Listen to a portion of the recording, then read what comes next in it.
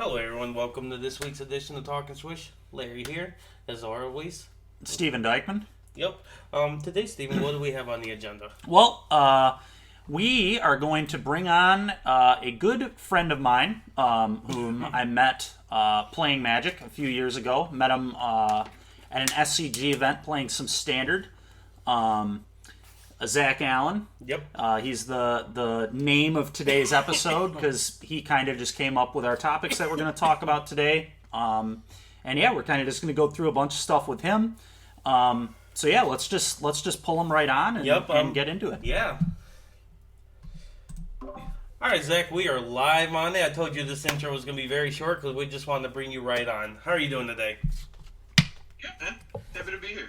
That's good. I know we were supposed to start at 8:30, but somebody's fantasy draft ran a little bit longer, you know? Dude, I had to make sure I got the kicker I wanted. That's fair. That is the essential position right there. Kicking and defense, that's what you should always go for. Pick 1 and 2. That's fair. Always. That's fair. I don't know a ton about fantasy football. I've never done I it. will accept it if you take Tom Brady first, though, because he's the greatest of all time. But that's a discussion for another time on how I am right. But today, we want to talk a little bit about everything Zach Allen. As this episode, people seen the title, it's called Talking Zach Allen. Zach, I know you've been part of RIW for a while. How long have you been with them? It was the first store I ever played Magic at. I think in 2014, something like that. And then joined their actual tournament team. I don't know. RIW kind of had a B squad for a while, where it was just they had actual pro level players, and then just other players from their store. I was on that B squad for 2 years. I probably joined in 16 or 17, something like that. Okay. And then I want to say it was around 2018, I think, that I started really winning. I think about then. I think maybe late 17. I don't remember. It's at some point around 17 or 18, I started becoming one of the best local players in Michigan, and then I started winning on the SCG tour and the pro circuit and Grand Prix circuit, and yeah, I think that was 18. I don't know. It's cool, just man. the only store I've ever played with. So, So tell us about some of your accolades, dude. Some of the you said you've had some good finishes on the GP circuit. I know you've played on multiple pro tours, so tell us about some of that. Sure. So I played. I think I top aided an SCG. It was a team SCG in 17, I think. Okay. And then 2 weeks later, or a month later, I had back-to-back 9th place finishes. And then I had no results for a year. Yep. And in that year, I actually met you, Dykman, and Yep. we started battling. Yep. And started preparing together. And Yep. then that kind of catapulted me into this insane run where Yep. we teamed up at a Grand Prix. We got 5th. Oh my but God, only yeah. cut to top 4 at that team Grand Prix. And then 2 or 3 months later, I top 8 a solo Grand Prix by myself. That qualified me for a pro tour. I got top 16 at that pro tour. Then they changed all of the pro circuit. I don't even know. They killed the pro tour scene. Yeah. It was really weird, man. I had a really good season started. I was silver off of 2 events, and I had a full year to get to gold, which I think I could have done. Yep. But they killed all of it, so Yep. there was just no reason to go to any more. So then I just switched to the SCG scene, and then in a year's span, I think I got 7 SCG top 8s and 2 wins. I think that's right. 6 or 7. I don't remember how many top 8s I have. Yeah, that's nice. Yeah, it's always nice when you lose count. You know? Yeah, that's a good spot to be. Yeah, for sure. I think I have 7 total, but it was 6 in that year span. Okay, That's what it was. that's fair. Is that the team one would be the 7th. Yeah. Are we talking about the year that that led up to you making the Players Championship? Oh yeah. And then I played in the Players Championship. I forgot about that. Yep. I got 6th place there. I think 5th or 6th. Yep. It was cut to top 4 again, so that one kind of hurt. But Oh yeah, That is unfortunate, but no, it's always good. It's a very limited number of players that gets on that Players Championship. Always thought that those kind of events have more prestigious feeling to them because they're so limited number. Instead of like these 300-person tournaments, there was like, what was it, like 20, 25, something like that? Something like that, yeah. Yeah. And you also, don't you also have a Pro Tour Top 16, Alan? Yeah, I think I mentioned that. Oh, okay. That's fair. Guilds of Ravnica. Yep. Yeah, good old Guilds of Ravnica. That was with Jessica Control, right? Good old Niv Mizzet. Oh, yeah. Yep. Yes, sir. Yeah. That was awesome. Yeah, that was a good time. That was just a good standard format in general. It was a good standard format. You chose a really good format to do well in because the rest of the standard formats have been pretty poor. They've not been great. You know, they could be better, but, you know, that's how Magic goes. Maybe this next set that's coming out will help things out a little bit. You know, I was telling Larry before we even started the cast, I qualified for the Mythic thing on Arena for getting like 395th or something this season in Limited, and I was telling him I was hoping to God that it would be like the first weekend of the new format so I could just like play new standard, but of course it's the week before, so I'm gonna have to play this standard format. Yeah. Sorry. I know, it's, you know, whatever. That's how it goes. It is how it goes. It's fine. We're talking about RIW briefly. Let's start out with a nice little topic. This week has been huge for you guys, Zach. You just added Connor, who was our last guest, which is really cool. So a good little segue into this week's episode is that Connor Mullaly is now on Team RIW. So yeah, why don't you talk with us a little bit how that happened? That's really cool. Yeah, we had two people leave the team before quarantine. They stepped away from Magic, so we were kind of looking to expand and. We just actually started up a YouTube channel called RIW Makes Magic. Yep. And needed people to make content for it. And Connor's just an up and coming kid in Magic. Great player. I've known him. I want to say 3 or 4 years. He was somewhat local to me. I mean, he wasn't like right by me, but we played a lot of the same PTQs coming up. Yep. And I've seen him go from kind of like just like an average PTQ player to top 8 SCGs, just very, very strong player. You can tell he's got that drive. I've been very impressed by his work ethic. He's the type of player that's just very good at asking questions and good at taking criticism for like what went wrong and how he can improve all of that. And just the attitude combined with the work ethic just signaled to me that he'd be a good addition to the team. I think he's got a really bright future, and we're pretty happy to have him. That's really sweet, man. That's something I didn't mention last week on the podcast about Connor. That is something really nice about Connor is he genuinely, after most of his matches, will ask people around him, like, hey, what could I have done differently? And then when you're honest with him, he's never like, oh, I don't think that's right. He thinks about it, and he's like, oh, yeah, no, I can see that and stuff. And, yeah, he's very, very accepting of criticism, which is pretty rare, honestly, for any Magic player. So that's a really, really good quality he has for sure. So I mean, you're totally right. There's like there's a lot of players that say they do that, and very few that actually do. Yeah. You know what I mean? Yo, very, very few.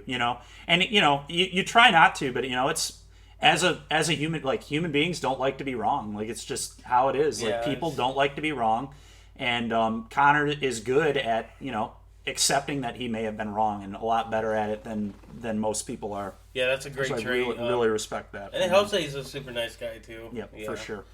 Yeah, he's definitely better at it than me. I'll say that. Oh yeah, he's better at it than me too. Oh yeah, all of the above right now. I think everybody on here probably could take a little lessons from him on that aspect. Yeah, for sure. But yeah, no, I think that's a great pickup for you guys. And he streams a lot too, so he's gonna help. Oh, he'll make tons of content. There's no doubt about that. He's really good at the content portion of it. Didn't he make like a introduction kind of video? Like he did a video on your I think what was it, the day that he got announced that it was like his debut to the channel kind of thing? Well, that actually kind of went strange because we were gonna actually announce him a week later as like an official ad and just say he's stopping by to do a video. But then it got confused, and like people were like, "Wait, is he on the team now? Is he not?" And then we just did the announcement. But yeah, I don't know. That's not a big deal. It's weird because there just aren't teams right now, right? Like there's no events to go to. Right. So it's just, the whole team thing is kind of just say you're on the team or whatever. Just kind of a symbol, I guess, symbolism. Yeah. But yeah, no, it really doesn't mean anything until Paper Magic comes back. Yeah. So yeah, honestly, what does the team thing do to like for us? Like, other other than we play together and yeah, but that's pretty much it. Like, yeah, no, it's. I'm excited to work with him though because, like I said, he's really good at learning. I think learning how to be better at Magic, and that right there, like I've just played with so many people over the years. You know what I mean? Just coming up from all levels of Magic, people on the SCG circuit, pros everywhere, and just you can just tell the people who are willing to learn just always tend to just go farther. You know what I mean? Yeah. Yep. So I just think he has a really great future. Yep.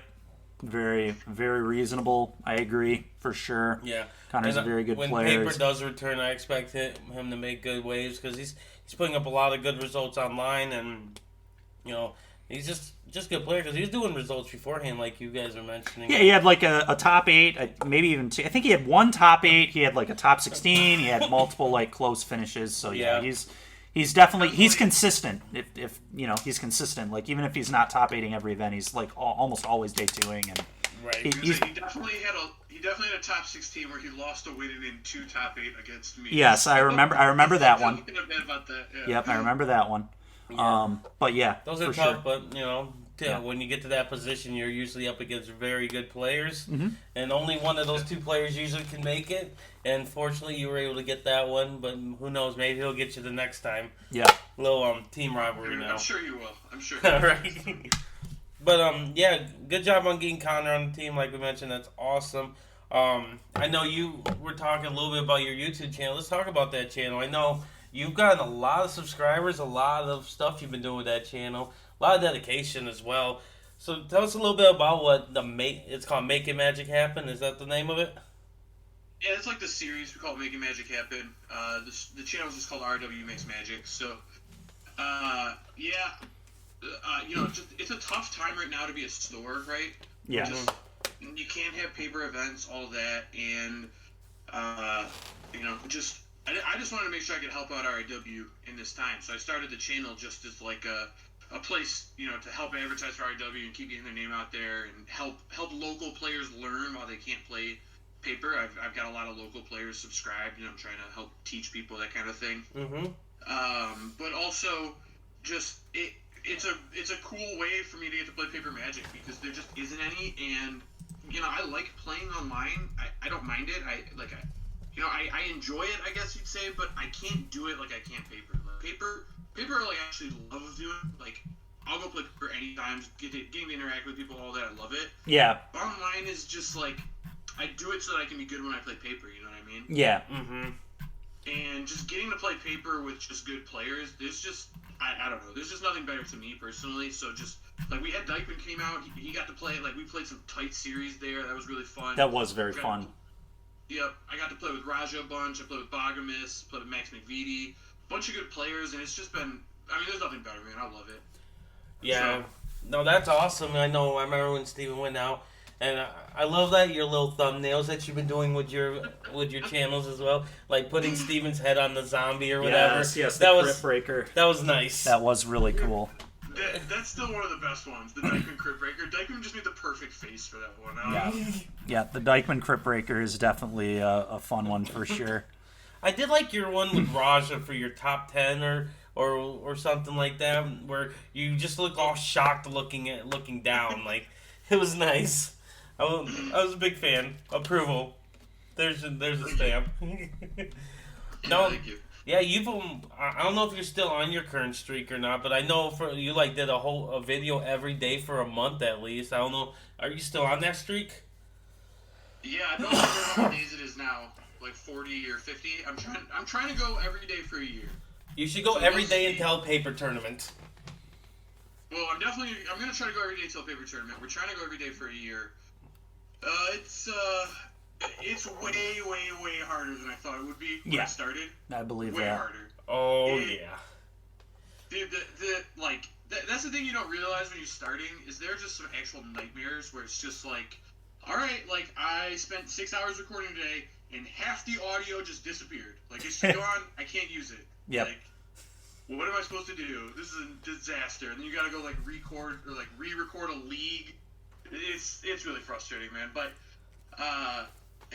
I think it's worth it. I've really enjoyed it, and getting to connect with people and like help people learn has been the best for me. Like I've had multiple people come into the store and just be like, "Hey man, like I saw you playing this. Why'd you do this?" And I get to help walk them through it. And then I had someone else ask me to try out some decks for them because they don't have the money to test online and they can't play in paper, but they wanted to play they wanted to buy whatever deck I thought was better so they could get ready for paper. That's cool.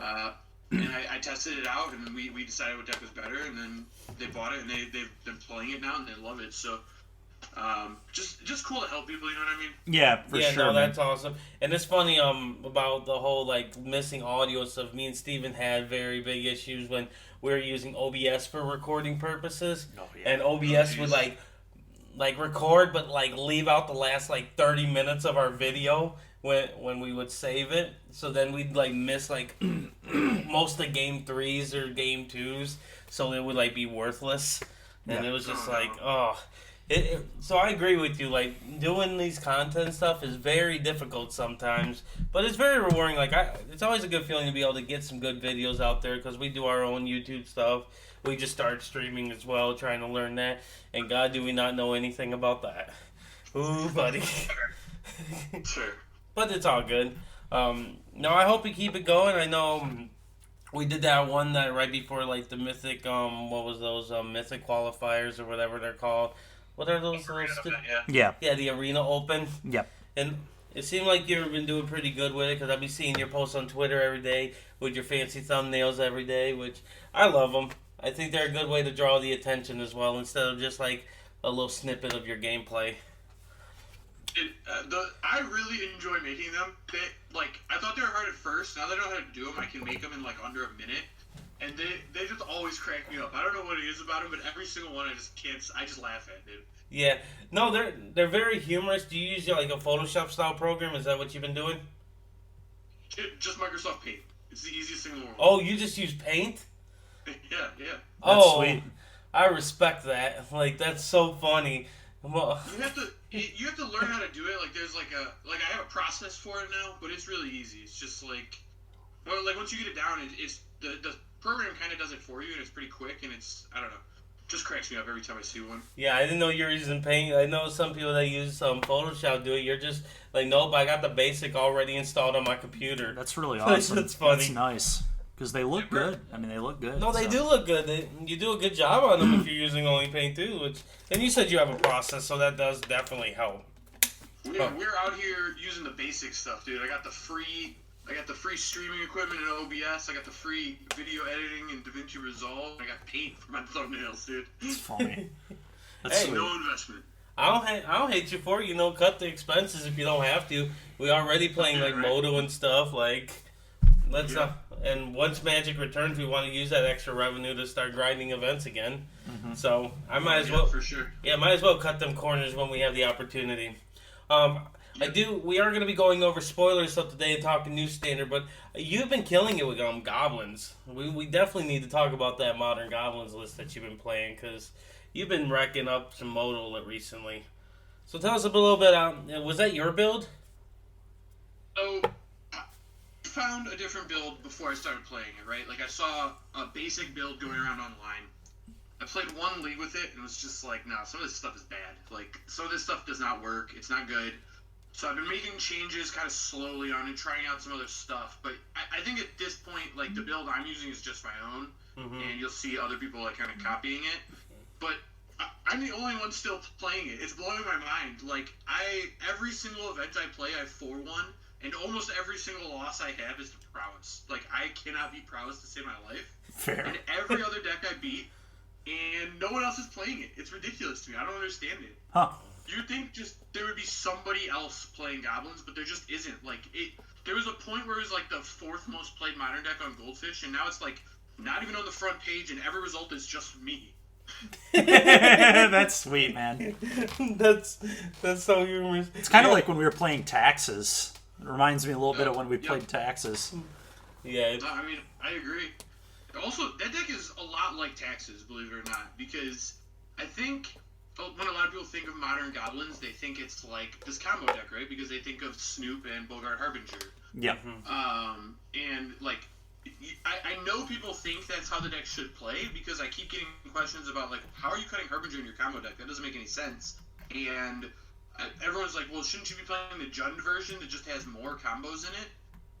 And every time I play it, it's just like, that's not what the deck's about. Like, it's always like how Splinter Twin was. Like, I don't know if you ever played Splinter Twin, but back in the day, when you were playing Splinter Twin, you would win, like, 75% of your wins came with, like, Lightning Bolts and Snapcaster Mage and, like, Pestermite Beatdowns. Yep. And the other 25% were combo. Yep. But you only got the 75% wins with damage because they were scared of combo. Mm-hmm. You know what I mean? Yep.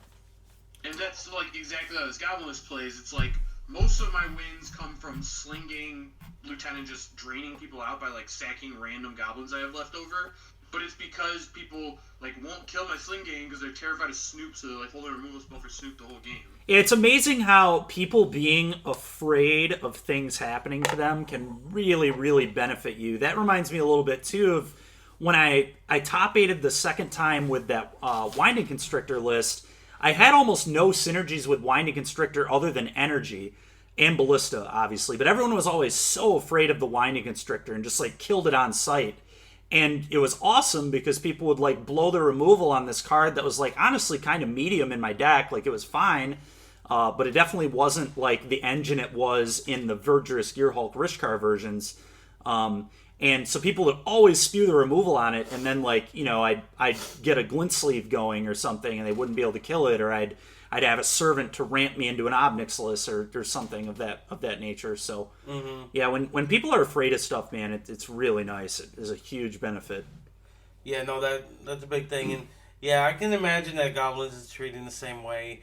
And in hindsight, like, with those kind of decks, like, people are respecting it so much because they know they can just die out of nowhere. They don't...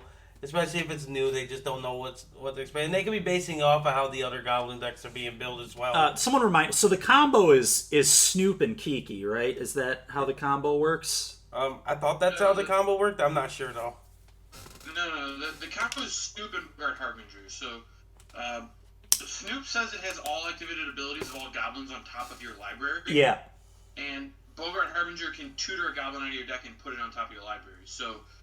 as long as there's a Kiki Jiki and a Sling Gang inside of your library, they have to be anywhere in there, and you have a Snoop in play, you can then play Harbinger, put Kiki on top of your library, then Snoop copies itself infinity times, and then the last copy targets the Harbinger again. The copy of Harbinger then puts Sling Gang on top of your library, and then you can sack them all to drain out your opponent. I see. Okay. That makes sense. But okay. It's weird because you have to play Kiki Jiki for this combo to work, but drawing Kiki Jiki's it's horrible bad for the combo because it doesn't let the combo work anymore, right? Yeah. And the same is somewhat true of Sling Gang, although I've actually found Sling Gang is just like a very good fair card in the games Goblin plays. Yeah, that makes sense. And also Sling Gang just works if it's in play, right? Because like if I just put a Kiki on top of my library and make infinite Snoops, I can, like, if I have a Sling Gang in play, I can still just drain them out. Yeah. Kiki doesn't help with the combo at all. Like, it's better for it to be in your library. Yeah. But the best parts of the deck are when you actually have Kiki in play. It's so much fun. You just like, alright, I'm just going to start copying Sling Gangs and I'm getting 3 Goblins a turn. Or like, alright, I'm copying Ringleader and I'm just drawing, like, Goblins out of my top 4 every single turn. Or I'm copying Matron and tutoring every turn. I have a video on the channel where I have a Munitions Expert in play and like 5 Goblins, and I'm just copying Munitions Expert against a green-white deck, just killing their whole board every turn. Jeez, that's sweet. Yeah, that's actually the thing I love the most about the deck is just the random games where you draw Kiki and actually get to start using it. No, that sounds awesome. The deck sounds really cool. And it's a Vile deck, right? Or no? Yeah. Okay. Yeah, Aether Vials is the best card in this deck by actual Vials. I would imagine so. I didn't know if you cut it for anything else. I didn't know your exact build because I haven't actually watched any of your videos or anything. I've just seen your like Twitter post. You like 4-1 another prelim or league or whatever. And you said Prowess is probably your worst matchup? Oh, by far. That matchup is miserable. It's fair. You have a bunch of X1s and they're playing like 15 lava darts. Yeah. I have no shot in any of the games. I don't know what I can do. That's fair. You can hope to avoid it. Yeah. Let's go. I literally have 4 Chalice of the Voids in my sideboard just to be better than that matchup, and it's not enough. Yeah, that makes sense. Yeah, no, that's awesome. Is this something that you're still tuning up right now, or do you think the build is just like near perfect? I mean, it's like an ever-changing thing. Like, it depends on the metagame, right? Mm-hmm. And I think there are different times where, like, different versions of it will be better. So I think it's one of those things that'll just, like, constantly evolve. But at this exact moment, I have a build I like a lot. I've gone to just, like, I said skip all the, like, random cards in the sideboard, and I'm just playing all hammers right now. Like, that was always, like, the term for modern sideboards like 2 or 3 years ago, right? Where like people would play like you look at like a blue-white deck sideboard and it would have like one Celestial Purge, one Dispel, one Negate, like just a bunch of like tuning pieces, and then everyone would be like, no, play hammers, and like the decks with hammers would be like, I have 4 Rest in Peace in my sideboard. When I play against Dredge, I'm gonna hammer them. You know what I mean? Yeah. So I went that way. I have 4 Chalice of the Void, 4 Relic of Regeneratus for when I play against graveyards. 3 Blood Moons and 3 Boils, and I'm just out there. Like, that's sweet. If you are doing land stuff, I'm gonna screw you up. If you're casting 1-mana spells, I'm gonna chalice you. And if you're using your graveyard, I'm gonna relic you. That makes sense. Yeah, and I think it's good. And also, just boiling people is incredible. I saw your post. For someone who loves playing with islands so much, it's funny how much you love boiling people, but. But it's just because it happened to me so much. That's I fair. Like a 3-year span where I would just get boiled and choked at every modern FNM I would go to, and it's like, why does people keep choking against me? That's so funny. It's nice to be on the other side. That's fair. Yeah, no, you have to go on the other side.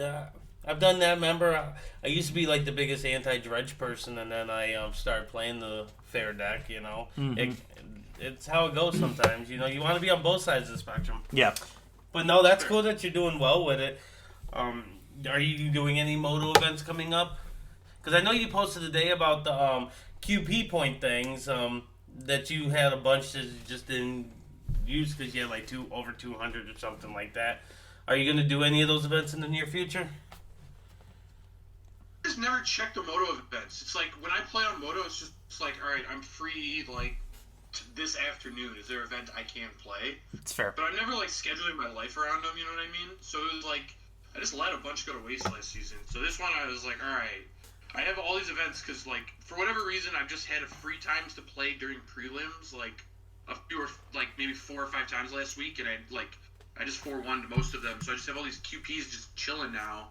And it's like, all right, I'm gonna actually schedule one. I'm gonna play one. So I found one that's at 6 a.m. I'm gonna get up on Saturday. I think it's next weekend and play some Modern at 6 a.m. Which that might be rough, but I'm gonna try it. That's fair. Yeah, that's how we've felt when we've been waking up early for events or I'm staying up intrigued late. now because I 4-1 the prelim in Pioneer the other day, so I figure I might as well use those 40 points to go in one of those. For sure, dude, definitely. So, yeah, I'm definitely need to do that. One 4-1 in a prelim qualifies you for like just a free showcase tournament. I don't even know what the tournaments are, but the prizes are like legitimately good.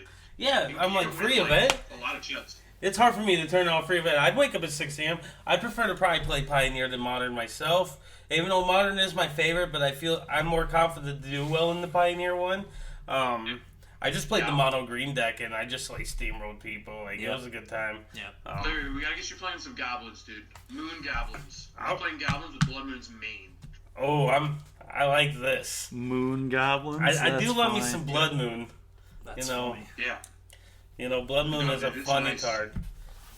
Yeah, I'm not against playing God. I do love Vile decks because I was a Merfolk player for a long time. So, you know, Goblins is like fish. You know, just it actually kind of is. It's like surprising how like similar they are. They're not like super similar, but it's closer than you would think. Yeah. Right?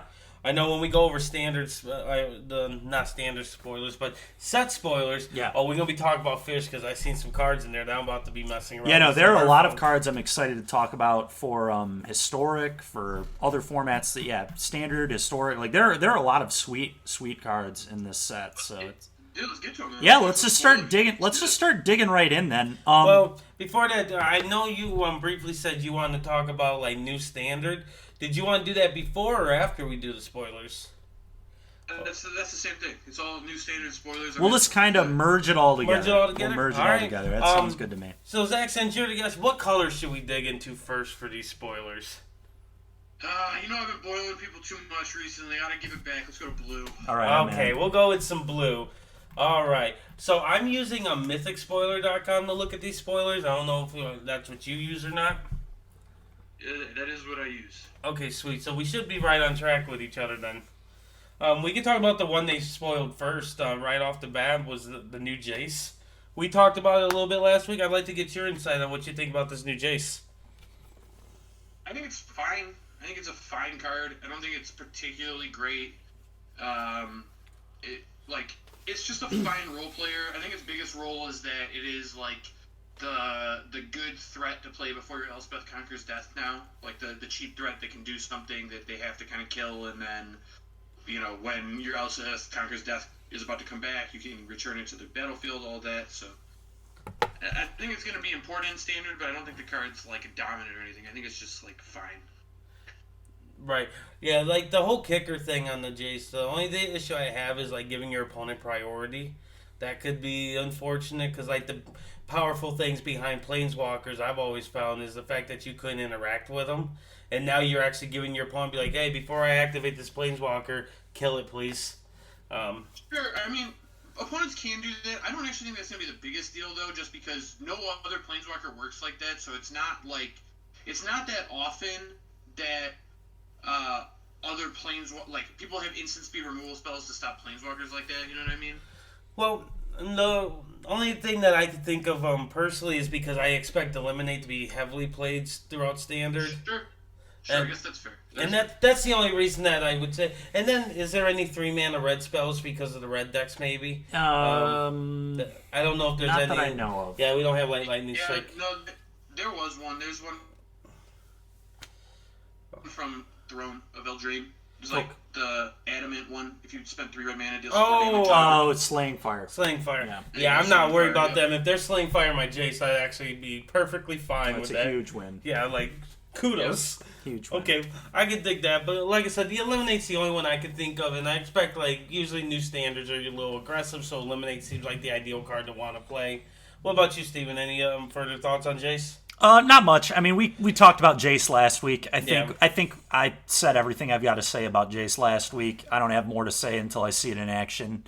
Yeah. Yeah, I'm just gonna stick with what I said last week. I think it's fine, kind of like what Alan was saying.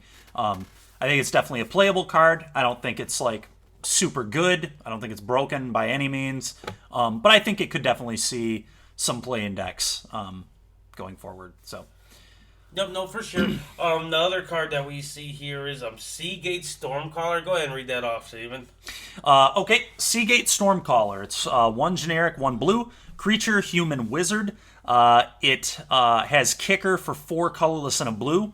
When it enters the battlefield, copy the next instant or sorcery spell with converted mana cost 2 or less you cast this turn when you cast it.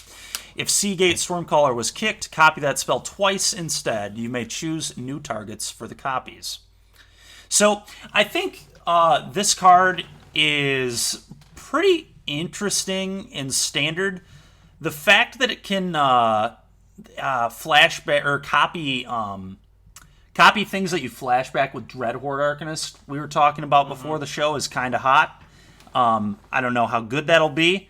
But I'm sure people will try it, and time will tell. I mean, it's super busted if you have a Dreadhorde and then see Beyond twice. You draw 6. Yeah. Like, you're going to win a lot of games where you set that up. But how consistent... That's true, but Dreadhorde Arcanist is rotating. Whoops. Is it? My bad. Forgot that one was rotating. I did Makes not realize sense. it was rotating. Yep. So I guess that's a historic combo. I was going to say, you could do that in Historic, it would probably be pretty good. Yeah, Yes. it might be pretty sweet there. We're talking about Historic the whole time, people. Don't worry.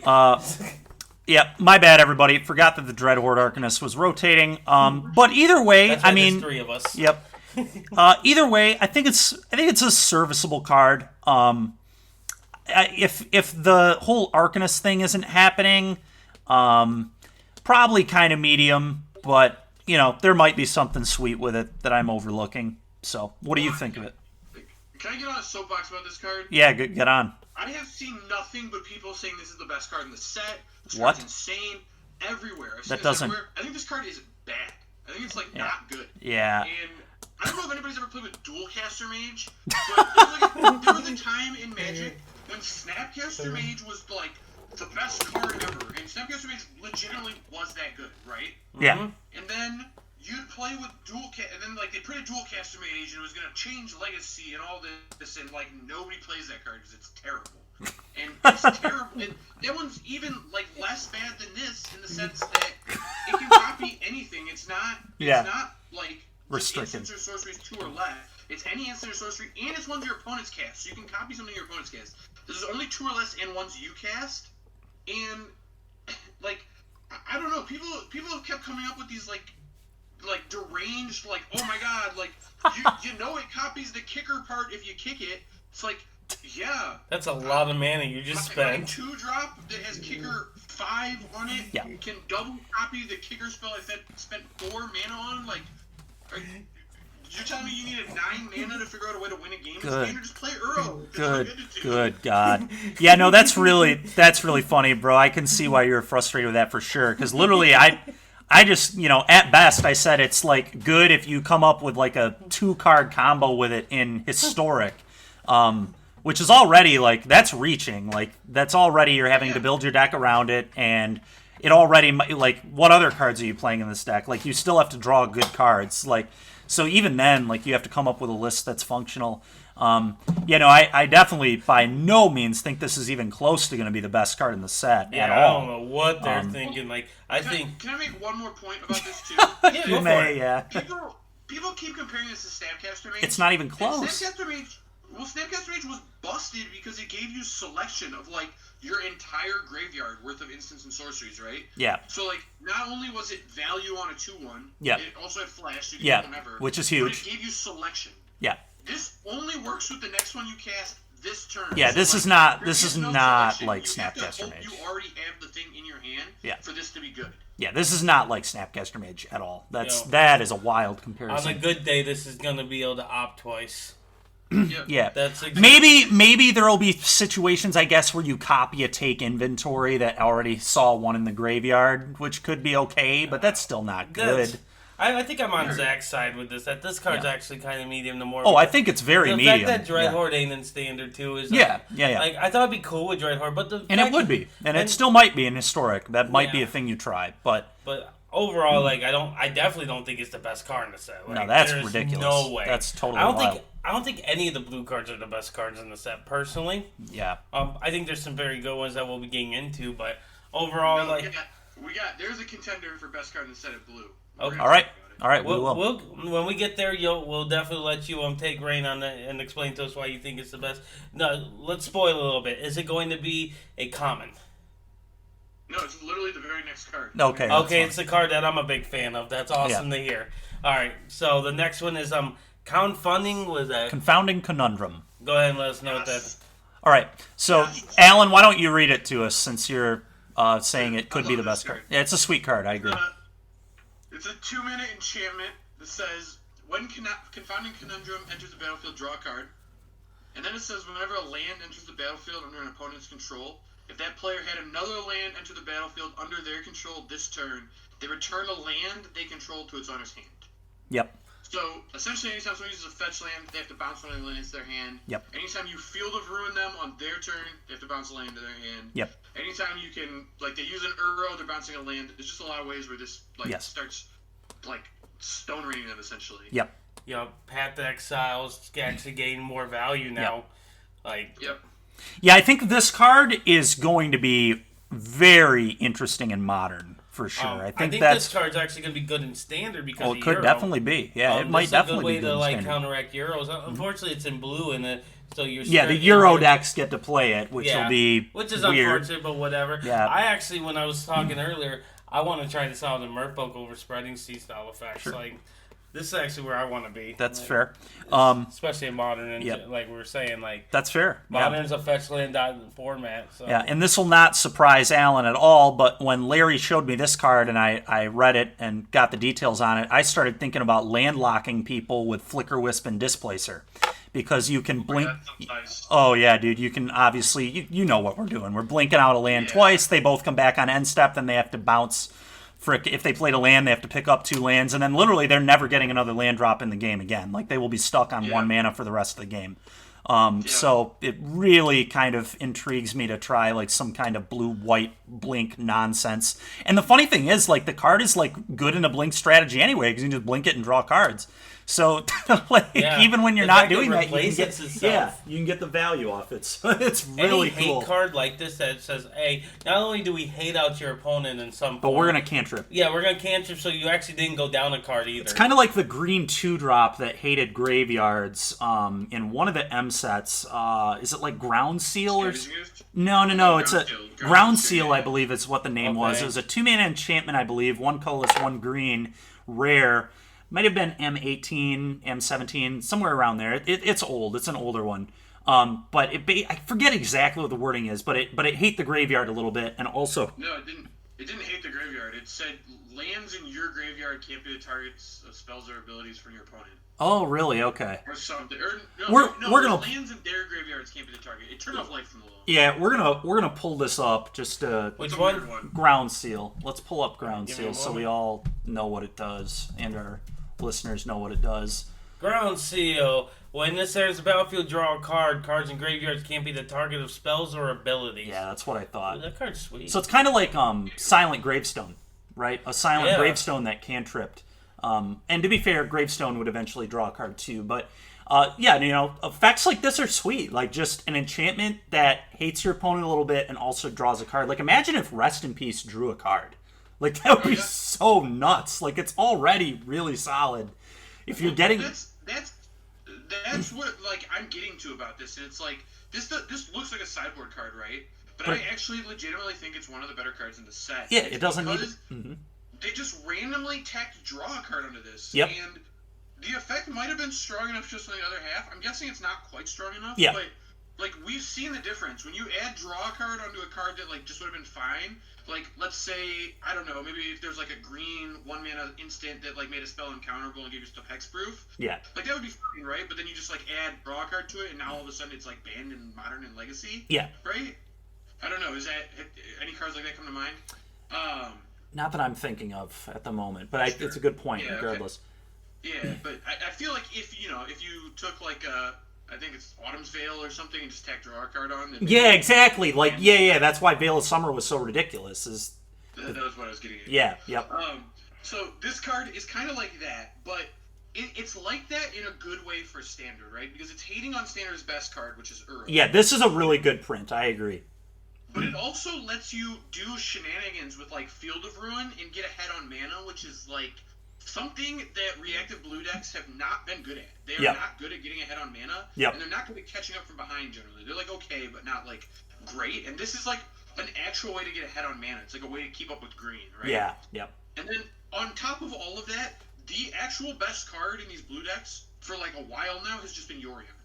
And this actually just works perfectly with Yorion. Yep. So I think every Yorion deck is just going to be playing Field of Ruin and this card going forward. Yeah, that makes sense. And not to mention, it works really well with 3-mana Teferi in Modern.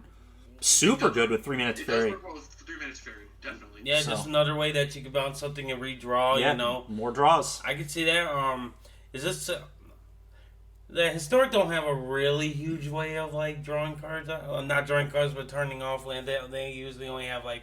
Well, we have Field of Ruin, they do have which Field of Ruin, was brought up. true. So this is potentially a very interesting card in blue-white control style. No, I'm thinking like the Esper Doom Foretold deck is an option. That's another deck where it makes sense, right? Like Euro's really annoying. Because it's a Yorion deck as well. Yeah. This Cantrip, which you usually want to do, so you can try to find your other reliable spells, and then having the opportunity to just be like no to your lands. And like I said, Euro's a card that's being played vaguely in every format. You know, just a little bit. So. Yeah, it's always nice to be able to stop that acceleration. Also, in Historic, it stops because there's 8 Growth Spiral Explorer effects. Right. With Explorer, it actually this makes is Explorer sweet. worse. Yeah, this card is sweet. This card is awesome because honestly, like 3 to 4 formats have been being defined by these effects that put more lands into play, or in Modern's case, everybody's playing a bunch of fetches, and in a lot of the case, to go get Mystic Sanctuary, right? So this kind of addresses a lot of issues that we're seeing in a lot of formats in a very interesting, fun way. And I agree. Even if this doesn't end up being the best card in the set, it'll certainly see a lot of play. And it's going to be a cool card. Like, it's just a fun card. Like, it looks fun to play. We've mentioned a lot of, like, niche things you can do with it that make it really cool. And yeah, I think it has a lot of potential to make a lot of noise. So Right. that's really fun. Yeah, no, this card, like I said, this was one of the first cards I saw. I was like, oh, this is going to be... And this just actually opened the door where they were like, this is like hatefetchland.set. Yeah. Like, if you look through, like, the rest of the cards and stuff, which we'll be able to get through some more of them. And honestly, like I said, with the way fetch lands are now in Modern, with the fact that they can just find Mystic Sanctuary, which is just so ridiculous, like that's so powerful and has really started defining Modern. I love a card that hates fetch lands, because fetch lands are like really, really good, obviously. Dude, I don't know if you want to be using this against Mystic Sanctuary, I'll say that. No, Because they fetch Mystic Sanctuary, put the thing on top, and then return Mystic Sanctuary to their hand. Like, that's a little loose. That's fair, I suppose. If you're not bouncing more of their lands, then yeah, that's fair. Yeah, It's still weird to me this card is not white. It should definitely be white. I've heard that. Yeah. I think this should have been an artifact. Then everyone could play it. That'd be funny. Well, it just is like, you know what? White's like probably too strong. So we should give some of his color palette blue, right? Like that just makes sense in Magic. Yeah, because either blue or green needed this effect because they've been hurt for too long. Yeah, they've been low on resources for sure. So. Yeah. They've been struggling. It's not like the last format was just a Mystical Dispute Aether Gust format, the entire format, and you could still only play blue and green cards. Yeah. You know what'd be funny if they would have made this a Simic card?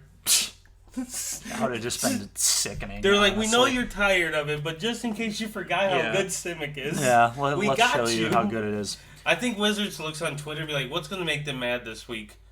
Got it. Get the work. Either way, I think this card's sweet. So Yeah. I agree. Let's hit on some cards that aren't blue, dude. Yeah, let's go. We can hit some non-blue cards. Let's go hit some white cards. Oh yeah. Just for you, Steven. Let's start with Angel of Destiny, because we were talking about this one earlier. So, a 5-mana, 2/6, 3 generic, 2 white, flying double strike. Whenever a creature you control deals combat damage to a player, you and that player each gain that much life. At the beginning of your end step, if you have at least 15 life more than your starting life total, so 35 or more, each player Angel of Destiny attacked this turn loses the game. So, I don't think this card's going to do much in Standard.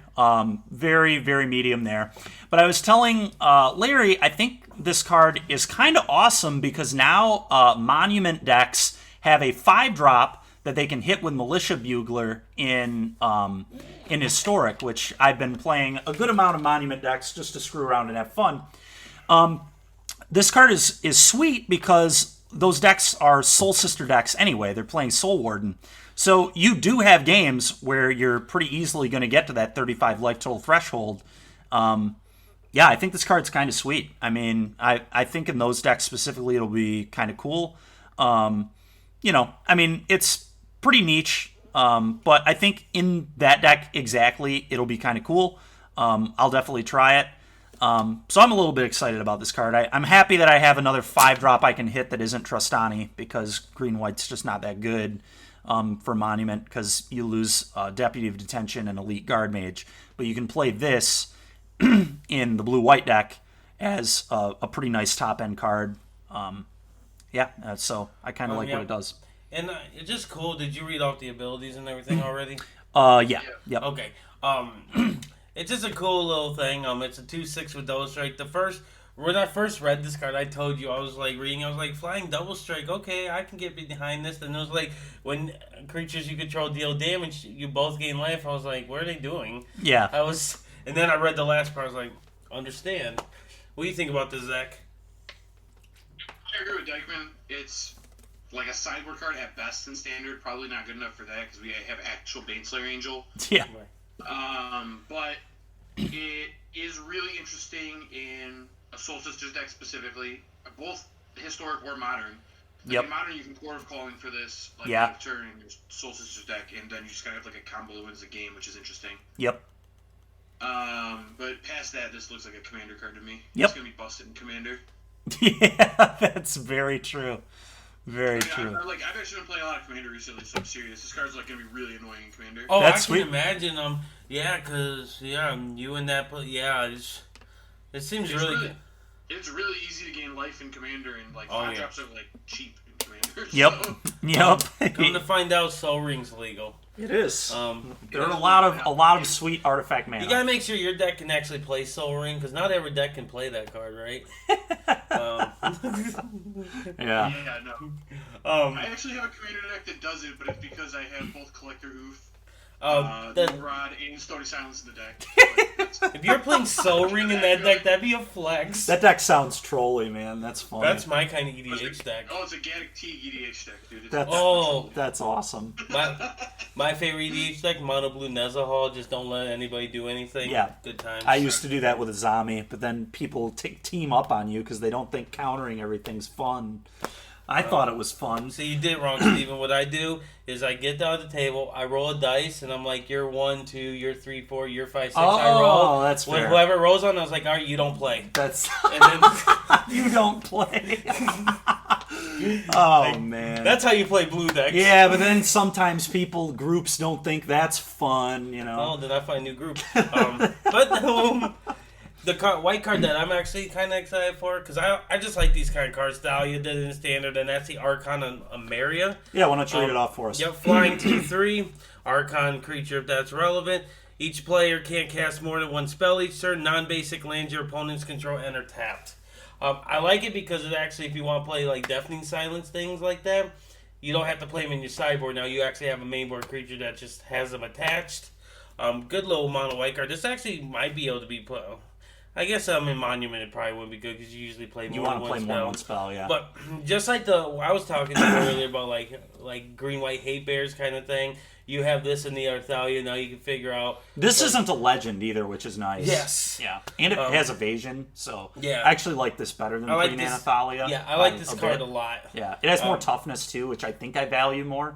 Yeah. But this Thalia has first strike, so maybe that's ever relevant. Yeah, it can be. But no, I really like this card. It got spoiled today. Right when I saw it, I love these kind of effects. The whole make your opponent's mana come in awkwardly, putting them behind in tempo. When you're on the play, this is just ultra amazing. Yeah, I mean, this is just like one of White's things, right? Like that's just what White does. It is annoying and does this kind of thing. So it's cool when they explore the design space a little bit and print cards that are like similar to old ones, but because it's very similar to 3-mana Thalia, obviously in a lot of ways.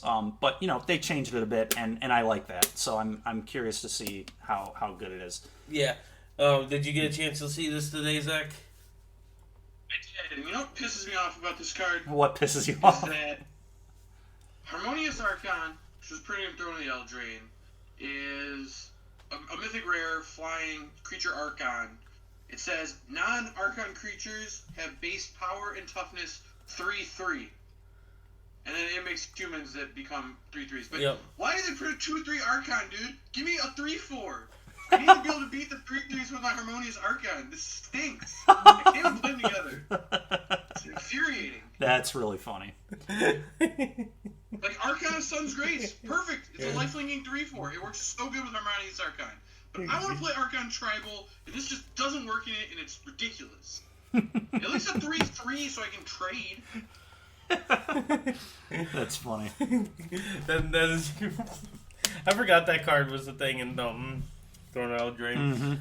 Because it got a little overshadowed. There's a few other good cards in that set. Yeah. But no, I remember it in Limited now. The whole, like, making all your other stuff. You can go, like, a little weenie style build and just, like, be like, oh, they're big. Yeah. Welcome. Let me give you, just while we're on the topic of a card from Throne of Eldraine, let me give you a secret to New Standard. There's going to be a lot of cards coming out in this set, and there's cards from the other set, but, like, Throne of the Eldraine is, like, the deepest set we've ever seen in Magic in the last, like, 10 years. And, like, if you're looking for power that's, like, anywhere in Standard, you should probably go back and look at Throne. Yeah, I mean, look at Team Adventures. It almost kept its whole base. Yeah, we're looking at Team Adventures. Literally, is the whole deck is almost out of Throne, is the joke. Like, literally. Dude, I bet there are cards in Throne that have seen zero play that are going to be better than, like, half the decks people play week 1 because they just, like, forgot that these Throne cards existed. They're going to try out these new cards, but it's like, No, you should probably be playing the Throne set. Throne feels like Saga to me. Like, it just, like, wasn't listed, and there's just, like, 25 different just horrendous mistakes in it. Yeah, no, that's very true. I mean... Is that even true, though? Because Throne hasn't had any cards that's been really played in Standard, has it? You know... Embercleave, Questing Beast, all the adventure. At least nothing's been banned from that set. Oko, Once Upon a Time. Fires of Invention. Oh, oops. Forgot about Fires of Invention. Yeah, that was thrown too, wasn't it? Now, bigger question. Yeah. What was worse for the Magic, for standard purposes mainly? What was worse, Throne or War of the Spark? That's a good question. That's a really good question. Throne. Yeah, I would actually say Throne too. No, I'm just tired of static abilities, so I'm a little biased because That's fair. I played Historic and got my Mind Stones turned off by Karn. I was a little salty. Still wearing on me, man. Like, Every time I play against a cat of an opponent, they must be so pissed when I'm playing blue-white card. Cat's banned in Standard too. Yeah, cat of yeah, and that was a freaking double. That was a double uncommon combo. Those aren't even rare. That was the thing. Like, War of the Spark was a good set. Don't get me wrong. Some of the cards were too powerful. Like, 3 Minutes of Fairy is probably too powerful, but like, it was too powerful in a way that was like close. You know what I mean? Like, it didn't feel too powerful for a little bit, and then it like kind of became like, oh yeah, this probably is too powerful. Yeah. And, like, card's good, but like, it's not that good. It's just No. like good. Eldritch was just like, what is this? Like, Yep. Yeah. Throne had so Oko, many what? so many punches. It was, yeah, I agree with you. Like, unbiased opinion, I'm on board with you guys. Like, Throne was probably the most powerful set. Like I said, I used to think when I first came back and started doing competitive Magic, I thought Siege Rhino was a super powerful card. Like, that card was just so unbeatable sometimes. Now Siege Rhino is a joke. Like, it's try blocking an Ember Cleaved Annex with Siege Rhino. See how that works for you. It ain't gonna work well. I was gonna say, Siege Rhino's like a bad uncommon Throne. It's an unplayable uncommon. Yeah. How the times have changed. It let you crack a food without even getting the food. Like, Yeah. but I guess you did 3 damage. But whatever. People are cracking foods. Honestly, They're gaining life. Siege Rhino can't hang with the Bolt. Is it even playable? Jesus. But no, I 100% agree. I am looking forward to talking some new standard. Like, we'll talk about one more white card because this is a thing that they're doing in this. And I just want to talk about the equipment just because it's probably the most playable one I've seen here. What is that? Maul of the Skyclaves artifact equipment. As I mentioned, it's a rare. It gives the creature +2/+2 flying in first strike, equipped 2 and 2 white. The thing that's cool on all the equipments in this set is when they enter the battlefield, you attach it to a creature you control. That's really good. That's very good. I think that's it's very, like all the very equipment. powerful. I wonder if that's how they're doing equipment going forward to make it more playable. That's possible. I mean, it's so good with like all these cores too that like get benefits from being equipped or other creatures being equipped. So I think that'll be a really cool. I think it might make the equipment playable, which is like the idea. Right. And this goes in line with the Nahiri that we're going to be talking about when we get to the multicolor. Because that's very relevant. Yeah. But yeah, I think that would be cool because a lot of equipments that would be good if they didn't cost so much to like equip them immediately kind of thing. Now being able to just play it and immediately equipping, it's going to be really cool for limited. It will be very interesting. Because equipments are usually already playable. Now this gives them a little push. Just looking at this first one, I'm assuming they did this with other equipments too. It looks like the equip cost is pushed up a little bit because they did that. Well, this one's probably is a really good one. This is +2/+2 Oh, I flying know. in first strike. But if it didn't enter equipped and it was still at rare, I would expect it's equipped to be like 2 mana, 1 colorless, 1 white. But since it comes in and attaches itself immediately, it being 4 just makes sense to me. I don't know. Yeah, Alan, 3 and 2 maybe. Yeah, I can see that. Yeah. What do you think of the equipment, Alan? Yeah, I think you're right. I think it would have been 3 and 2 if it didn't auto-equip, but the fact that auto-equip makes 3 and 4 makes sense. I do think that's bad, though. Like, I would rather have it be 3 and 2 than 3 and 4. Like, I think that's a more... 3 and 4 than auto-equip. Like, I think it's better the other way. Okay. But it doesn't mean that this card's bad. Like, I still think this card's pretty good. It's just not...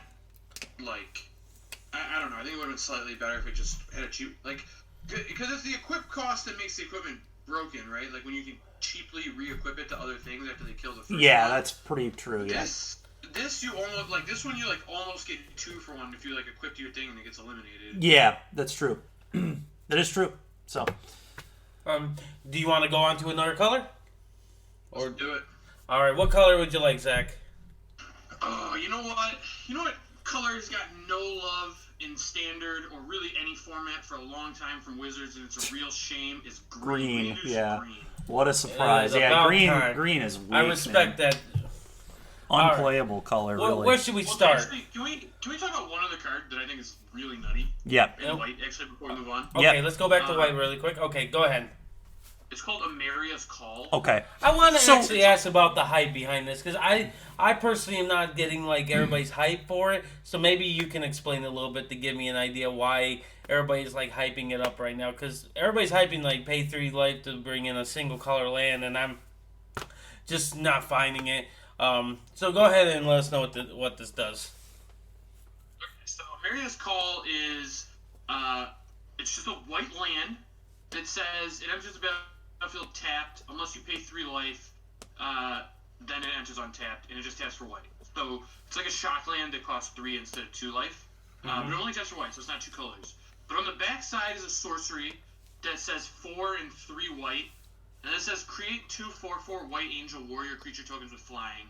Then non-angel creatures you control gain indestructible until your next turn. So I've heard people talk about playing this as a control finisher. I think it's atrocious there. I would never do that. You could maybe get away with 1, but I still probably wouldn't even do that.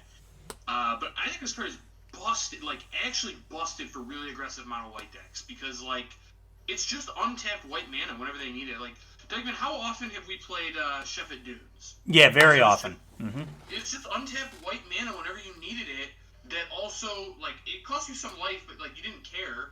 And then late game, it was like a powerful effect. Like your land gave your team an anthem. Like, So it was good, right? so you can play this as a land, and then you never get to play it as the spell, right? Once you've decided to play it, okay, and then vice versa. If you play the spell, then it can't be the land. Correct. Okay, okay, got it. But like, the thing is like if you draw it late, like you can play 4 of these in your white aggro deck, right? And if you draw it early, it's just untapped white mana. It doesn't cost you at all. Yep. And if you draw it late, it's like this game-winning effect where, like, you make 2 flyers, and then your creatures gain indestructible until your next turn. So, like, you get an attack, you've got a block 2 with indestructible creatures if you need it, and then they can't wrath you, and then you get to attack them with your whole board plus flyers on your next turn. Yeah, no, it's this just, like, extremely game-winning for the type of deck that should be playing. it is really cool. Yeah, you can play like a mono white deck with like 17 or 18 lands with 4 of this card in it, and then it's a land when you need it to be and a bomb spell when you need it to be, which is kind of cool. So, And you don't have to pay the life. You could choose to have it tapped, right? That's what we were saying. Yeah, you can. Yeah, if it's like your 5th land, you're like, yeah, I want my land. Like, I don't think I can afford the life. Like, put it into play tapped. It doesn't cost you anything. In the graveyard, it's always a land, correct? No, it's always a spell. Is it? I didn't know if it counts like what side it was on. I didn't know. No, they would actually be broken if they're always a land. I was like talking to someone about this. It would be way, way, way too good if you could like use these with life from the loam. yeah. That makes sense. Yeah. Okay. You just like start grudging yourself and drawing like 3 spells a turn with loam. Yeah. Okay, you make a good point there. That's insane. I just didn't know which side was considered front, but now actually looking at this more, I can see that actually it has all that printing at the bottom here, so I'm assuming that's the front page.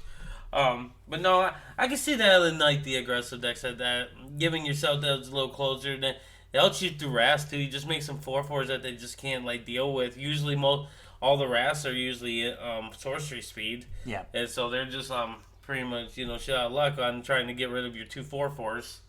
Yeah. That's. I think I could see that one. I can see where the hype. I just didn't know. Like I just seen everybody like going crazy, and I just like took the first glance, and I was like, seems very expensive. Like yeah, I mean, I don't know that it's anything to go crazy over. Like it's really cool to have that in a white deck, but I'm not like you're not usually going to cast this for 7. I mean, it will happen, but it's not usually what's going to happen. But it's cool to have it.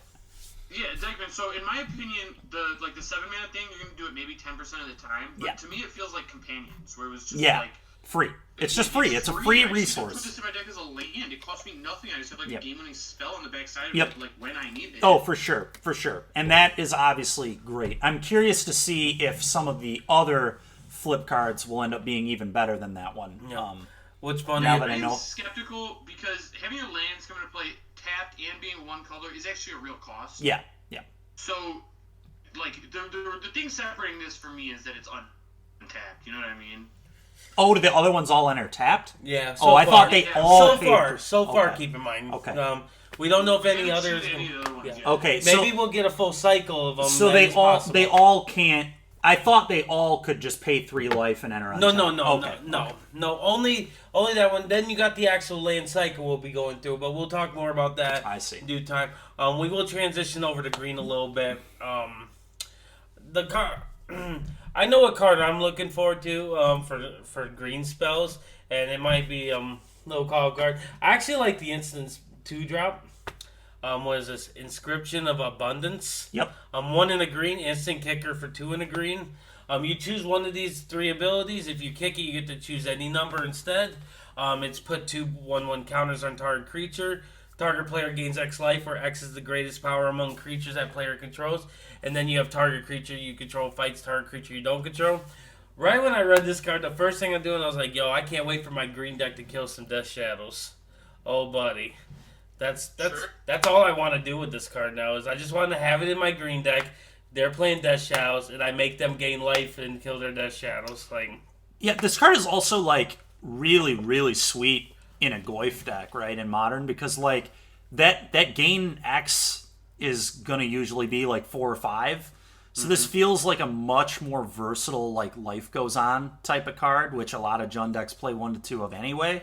That makes sense. But it also, but not only that, like, it can put counters on your guys. It can have your Goyf, like, fight and kill pretty much anything. It could have a Euro fight and kill something in those decks. So, yeah, it's a very versatile card, which is really cool. And, yeah, I agree. It could definitely...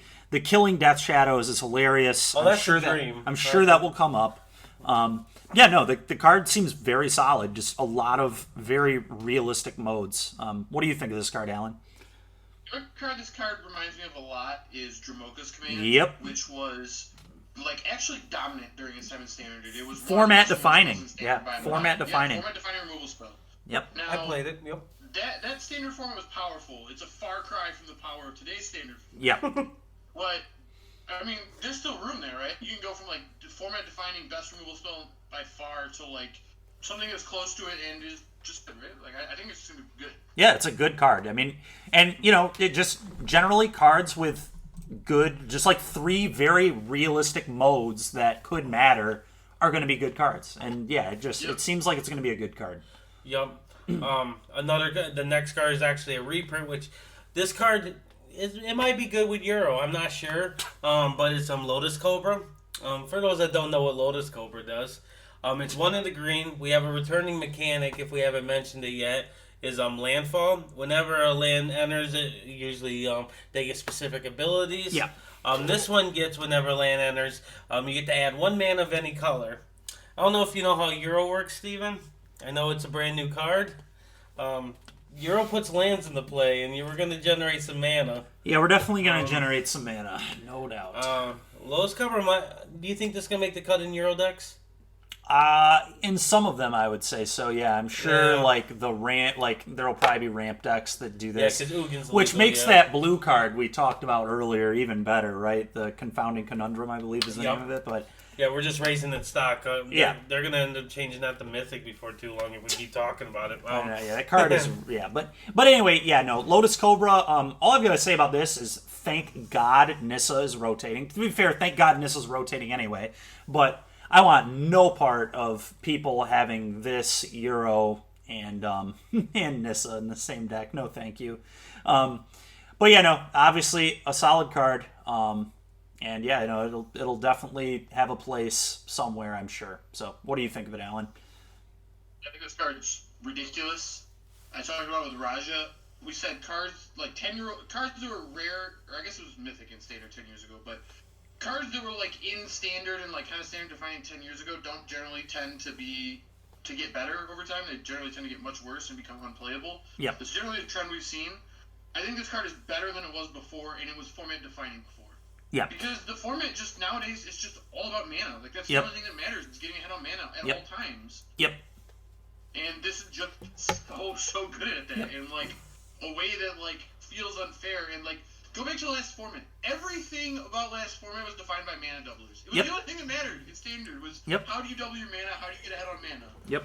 And those are all gone. Even in the Rakdos decks, right? Larry and I have talked about how Priest of the Forgotten Gods was like secretly the best card in all of these black decks, like consistently in historic Double your and mana. standard. You- Yes, you, exactly. Like, usually like a 2 or 3 mana curve deck, and then all of a sudden it adds 2 more, which is doubling it, right? Yep. Before they edited the companion rule, there were a lot of times where you would freaking like on turn 3 you would play a 1 mana spell. You would sack your things that you played on turns 2 and 1, or the 1 drop you played this turn, and then you would play Lurrus and play that same 1 drop again. Like it was just so stupid. Like so much value, man. Just unbelievable value. Just incredible. But yeah, no, exactly. The format has been very much about getting a ton of mana, doing things with your mana, and yeah, this card definitely encourages more of that. So yeah, no.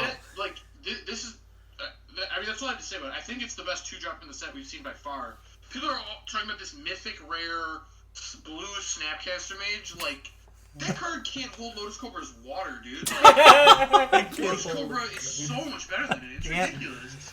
You heard it here first, everybody. Lotus Cobra's water may not be held by the new Blue Wizard. So, but they're both 2/1s. Even appropriate because it's called Seagate Stormcaller. Like you think that thing could hold water, but no, it cannot hold the Lotus Cobra's water. That's fair. Let's see. Does green have any more playables? What's this mythic do? Let's see what this mythic says here. Go ahead and read this off, Steven. Ashaya, Soul of the Wild, 3 colorless green, legendary creature elemental. Power and toughness are each equal. Oh, look at this. Another thing that checks lands. So its power and toughness are equal to the number of lands you control. And it says non-token creatures you control are forest lands in addition to their other types. They're still affected by summoning sickness. Question. So you can tap your creatures for mana, I believe. Question. How does this work with the 2-drop blue card? When they play creatures and they have this in the play, are they have to bounce some stuff? Ooh. Probably. If this thing was in play and then they went land creature, they have to return a land to their That is hilarious. Or the creature they played, I suppose, because it's a forest. Yeah. It could randomly be good with something, I don't know. But either way. That's funny because that's another card. Another card that, Actually, I think this card is fine. I think it's like a good card. Yeah, it's fine. I don't think it's broken. No, I think of course it's good. I think it's good, but not like broken. This to me screams Commander, though. I literally think they put in the set just for Commander. Yeah, I mean it'll be sweet there.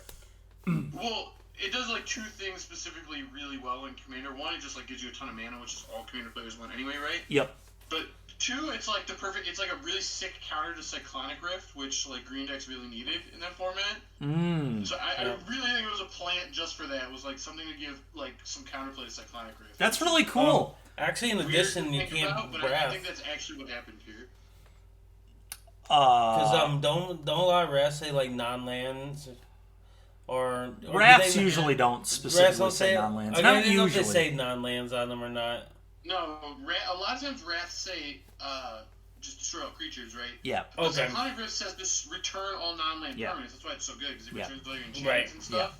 But this gives you like someone gets Cyclonic Rift, you can just leave your whole board in play and then attack them. What I find what's really funny about this card too is if someone Armageddons you, you lose everything. That would be bad. Yeah, that would be bad. Oh, don't play against me in EDH.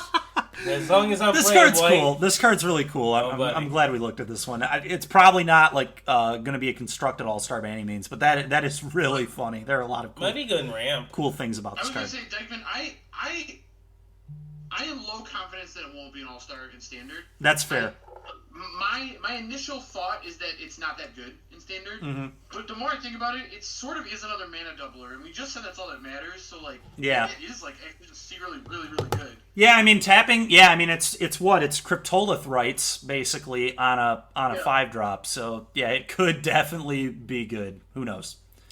Time will tell. Because it doesn't work like like it doesn't produce any color but green, and green's not good for instants. Like Yeah. the other mana doublers were sick because they were green spells that let you cast blue spells. You know what I mean? Mm-hmm. And this doesn't do that, so I would guess that it's not that good. But Yeah. maybe it is. I don't know. Who knows? Yeah, it'll be interesting to see for sure. That's definitely one that we'll have on our radar, and I think listeners should also have it on their radar. Yep. Was there any other green cards you wanted to touch before we moved on? Let's move on. All right, so we will go ahead. What do we have, red or black? Let's do black. All right. Black it is. All right. So when I was looking through spoilers, the first thing I was like, hey, we have Tarmogoyf in standard. Somewhat Tarmogoyf. So let's look at Nighthawk Scavenger. Oh, okay. 1 black creature, vampire, rogue, flying, death touch, lifelink. The joke is that it's Nighthawk and Tarmogoyf's like love child or whatever. Yeah. Its power is equal to 1 plus the number of card types among cards in opponents' graveyards. Obviously, it's not Tarmogoyf. It was more or less the joke of the thing. Yeah. It's like Nighthawk and Tarmogoyf combined in a way. But no, this card's cool. I don't know how good it is because Euros played and they're going to be getting rid of their graveyards anyway. Obviously, that won't happen every match. This seems fine in like the mono black aggros or stuff like that, but is it the best 3-drop that you're playing is the question. Almost certainly not. But I will say, I do think this card could have, excuse me, could have an okay place in like the mono black vampires deck in Historic, just because it's pretty much a vampire Nighthawk. Like, it's always going to be a 1/3 flying death touch lifelinker, but a lot of times it's going to be a 2/3. They will have a spell, a something in their graveyard. So I think it's like fine. I mean, Vampire Nighthawk's a very solid card. This is close. It'll be to great that, in limited so. for sure. But Oh, in limited, no doubt, it's awesome. Yeah, flying, lifelink, and death touch on a 3. Yeah, very, very good there.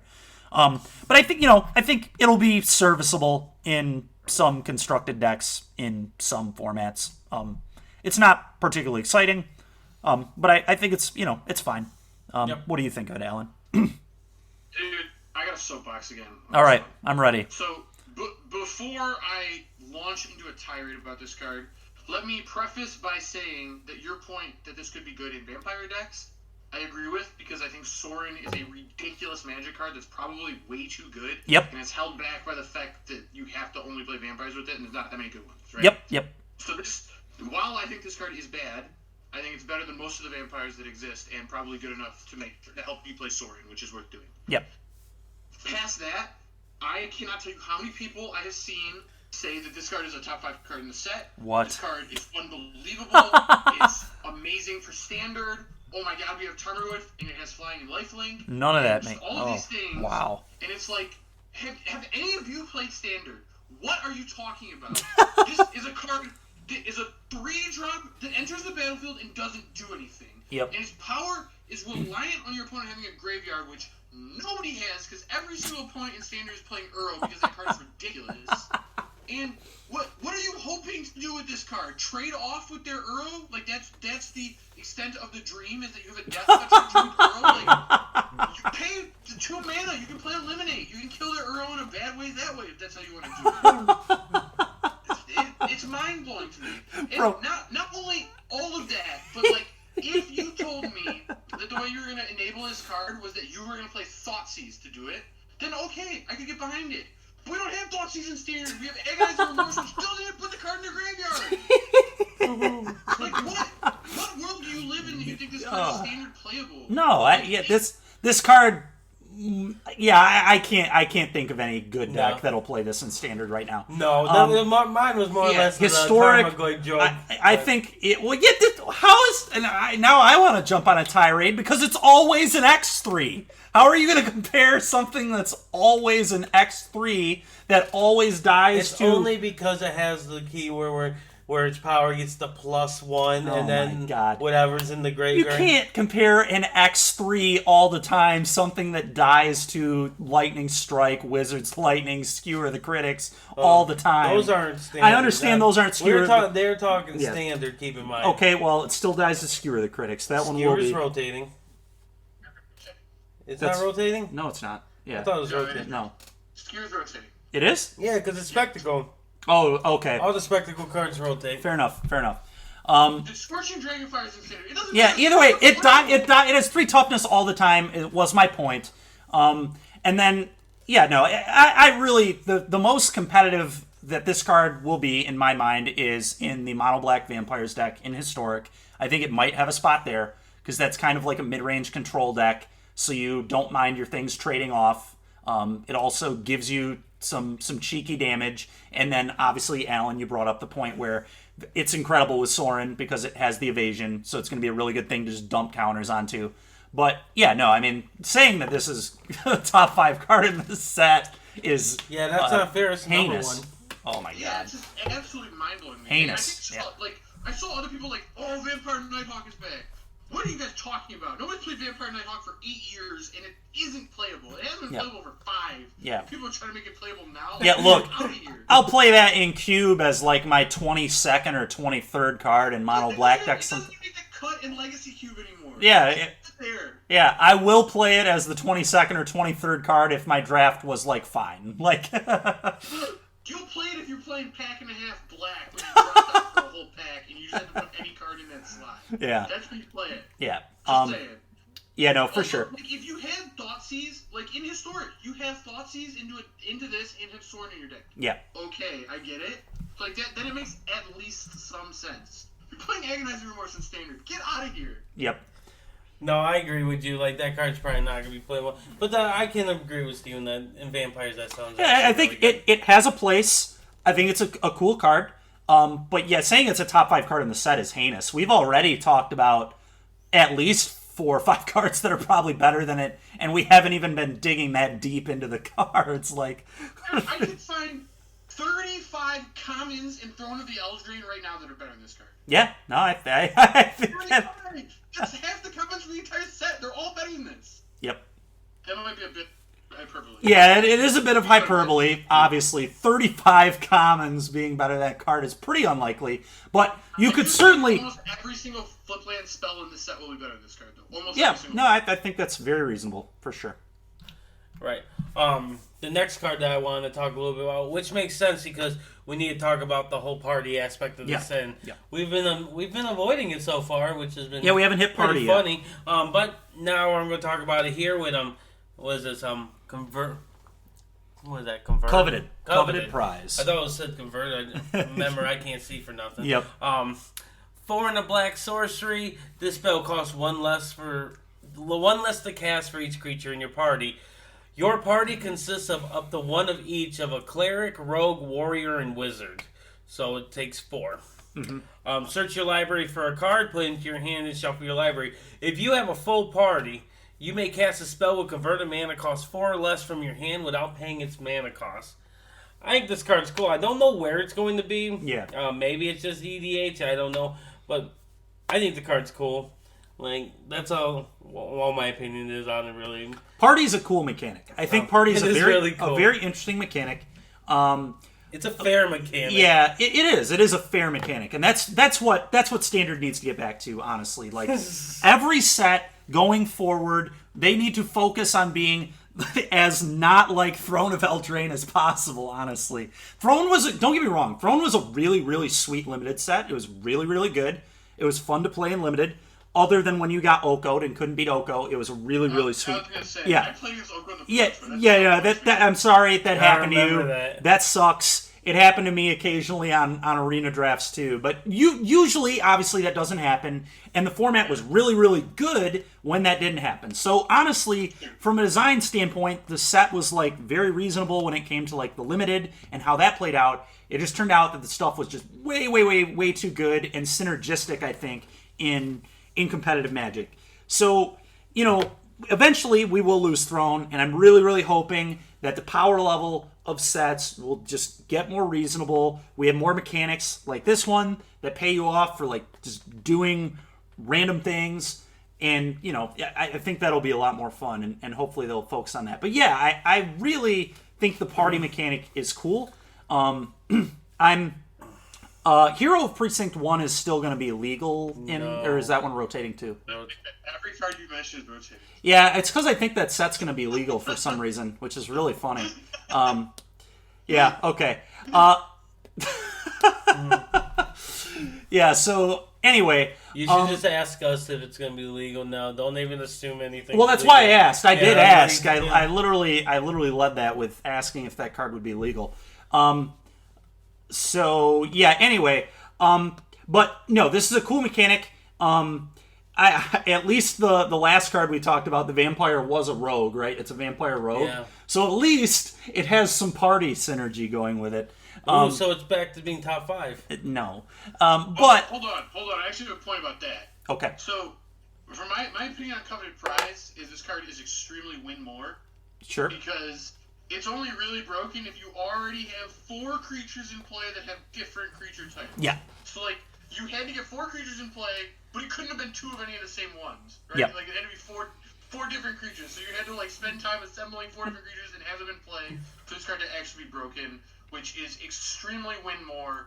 And your deck should not be built in a way that if you got your 4 creatures in play, you then need something else to help you win, like those 4 creatures should win. Yeah. That said, this card actually does pair well with Nighthawk Scavenger, because that is the type of card where if you got all 4 creatures in play, you're still going to need more to win because that card sucks. So, like, now it makes sense to play the Coveted Prize because it's, like, just lacking in power levels, so you need something to push you to the edge. God dang. Sorry, I really am upset about Nighthawk Scavenger. No, clearly, and it's really funny, man, because, like, Larry will come at me about how he's annoyed with various things that people say on Twitter too. So yeah, no, I mean people definitely have some wild opinions. But no, I mean the card's like whatever, it's fine. I mean it's generally going to be like a 3 mana play in a lot of decks, 4 mana play maybe, and you know I would spend I would probably spend 4 mana for this. I don't know. Well, no, I wouldn't. No, you wouldn't spend 4 mana. Don't lie to yourself. Yeah, no. At 3 mana, you can play Grim Tutor, which is always 3 mana. Oh yeah, we have that in standard, don't we? Yeah, no. It is standard, isn't it? Yeah. It's a mythic. It's not even close to playable. Yep. So anyway, yeah, no, I mean it's a cool mechanic. I'm glad it was more or less just so we could talk about party. Yeah. Like I said, this is definitely an EDH card. Let's be real. Yeah. Like it's probably busted in EDH. Yeah. EDH, it's even if you don't have to set up 5 mana, you know, you can never have too many tutors in EDH, you know. Yep. So, let's see. Oh, here's a card that I actually think is playable, and that's Soul Shatter. Yep. I love these kind of effects personally. 2 in a black. Each opponent sacks a creature or planeswalker with the highest converted mana cost among creatures and planeswalkers they control. It's just an edict effect. Yeah, I mean this is fine, right? It's kind of reminiscent of like To the Slaughter. Yep. Very, very similar Big fan to of the that Slaughter. card. It's literally just Crackling Dew. Yeah, that's fair. But it's a Planeswalker. Yeah, but it hits a Planeswalker too, right? So I guess it's a mix of Crackling Doom and To the Slaughter. Yeah, minus didn't Crackling Doom like shock you? Yeah, something? Crackling Doom did the shock, and yeah, To the Slaughter had Delirium. But obviously Crackling Doom was 3 colors, so Yeah, the but 2 regardless, damage it's just a good little instant speed edict effect, same amount of mana cost. Yeah, this card's playable. You're not going to play a lot of it, but you might play at least some 5. of it. This is a really good card to like have access to, right? Like cards like this, like I remember when I was playing blue-black mid-range in the standard where like Scarab God and Rakdos, like blue-black Scarab God and Rakdos Chain Whirler were like the only 2 like playable competitive decks for the most part. Red was there, but those were like the top dogs. And but another deck that kind of popped up there that was quite good was the Winding Constrictor Bristling Hydra deck. And I really wanted a card like this to put in the sideboard because I thought it was like a really important card. We just so happened to have Vona's Hunger, which I ended up playing a couple copies of, and it took me, it got me a couple wins at a GP, which got me silver in that season, which was cool.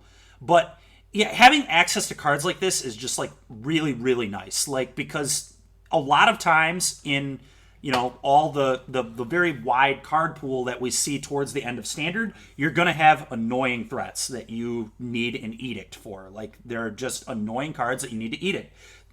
Think about Seasoned Hollowblade. That's one that comes to mind. That's a card that you, in some spots, would love to have just a random card that can edict it off the table. Yeah, or another one that really comes to mind, actually, is Dream Trawler. Because Dream Trawler probably... I used to laugh at black decks when I put my Dream Trawlers in place. Like, Yeah. You don't have a card, you're 75 and can beat this card. Yeah, but you can't necessarily laugh anymore. And now obviously you're losing a lot of the Planeswalkers you had in Narset and Teferi and things, but, had this card existed before, it would have hit Narset, would have hit Teferi, it would have hit everything. So yeah, I think this is a very, very playable card, for sure. Oh yeah, this definitely is. You have any opinions on this deck? No, this just looks like the most Dykman card that's said to me. I've never seen a 3-minute Edict he didn't love. That is fair. Yep. Do we have any other black cards we want to talk about? What's this? No, let's move on. Yeah, we can move on. All right, red time. Wait, actually, did you guys already talk about Blood Chief's Thirst? We have not talked about Blood Chief's Thirst. Which one is... Go down. It real quick. It's the good... One mana for sorcery that says destroy target creature or planeswalker with current mana cost 2 or less. Yep. If this spell was kicked, instead destroy target creature or planeswalker, and it has kicker for 2 and a black. So essentially, it's a sorcery speed cross between Fail's Push and Vraska's Contempt. Yep. Which is good, and people are calling this the best removal spell ever printed. I will say people are really underestimating how bad sorcery speed removal spells are. Yep. Sorcery speed removal spells are atrocious. Yep. They're wildly unplayable generally. Yep. That said, this one is so good in what it hits that I think it's definitely a standard play. I think Fatal Push is still better though, which I think is an. Oh, I agree. I haven't necessarily agreed with the hype behind this one either. I think it's don't get me wrong, this is a good card. People are going to play this card. It's a good card. It's serviceable. But saying it's better than Fatal Push, especially when Fatal Push always had lands usually that could just get the Revolt trigger off the lands, or we had clues in the format with Fatal Push, with Tireless Tracker and things. You just had so many ways to trigger that Revolt and just pay 1 mana to kill 4 mana cards. This card's never going to do that. You're always going to have to pay 4 mana to deal with a 4 mana thing, which is not a good rate. Or you're going to pay 4 mana to deal with a 3 mana thing. That's horrible rate. So, yeah. Also, just think back. There was a time not too long ago in Standard where Heroes Downfall was the most played removal spell in Standard, one of the best. It kind of shuffled in and out with Abzan Charm at that format, but Heroes Downfall was awesome. That format it saw a lot of play. It immediately rotates out and they print Ruinous Path. Yep. Which looks like an upgraded Downfall, right? It's exactly Downfall that has upside and kicker, essentially. Yeah. And the card wasn't even close to playable because of sorcery. Yep. And that is just the big difference that is sorcery.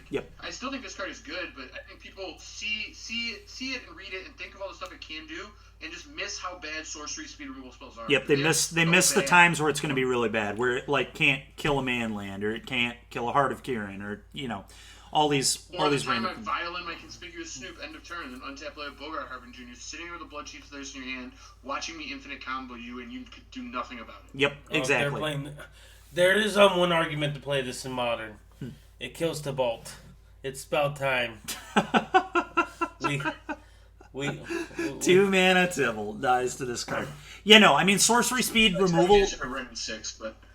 Sorcery speed removal just it also is just so it's not good on your mana, right? There are a lot of times where you can just play an untapped land on turn 1 and leave up a Fatal Push. You can never do that with this card, which is going to kill you in spots where, if you're playing this in Modern and you're playing this in Jund and you can't kill the thing they play on turn 1, what are you going to do now? Not play your Tarmogoyf for Dark Confidant or Renin 6 and do this instead? So you basically always it's just that's a huge cost. Realistically, I couldn't see myself playing this in Modern. I wouldn't play this in Modern. There's no way. Yeah. I'd have to be on all the drugs, all of them, not just some. I need them all. If Renin 6 was dominant, maybe, but it's not. So. You won't play this in Modern until Modern Horizons 2 hits, and then there's 4 more 2-mana walkers, and then we just have to play this. Yeah. I'll get my hopes up.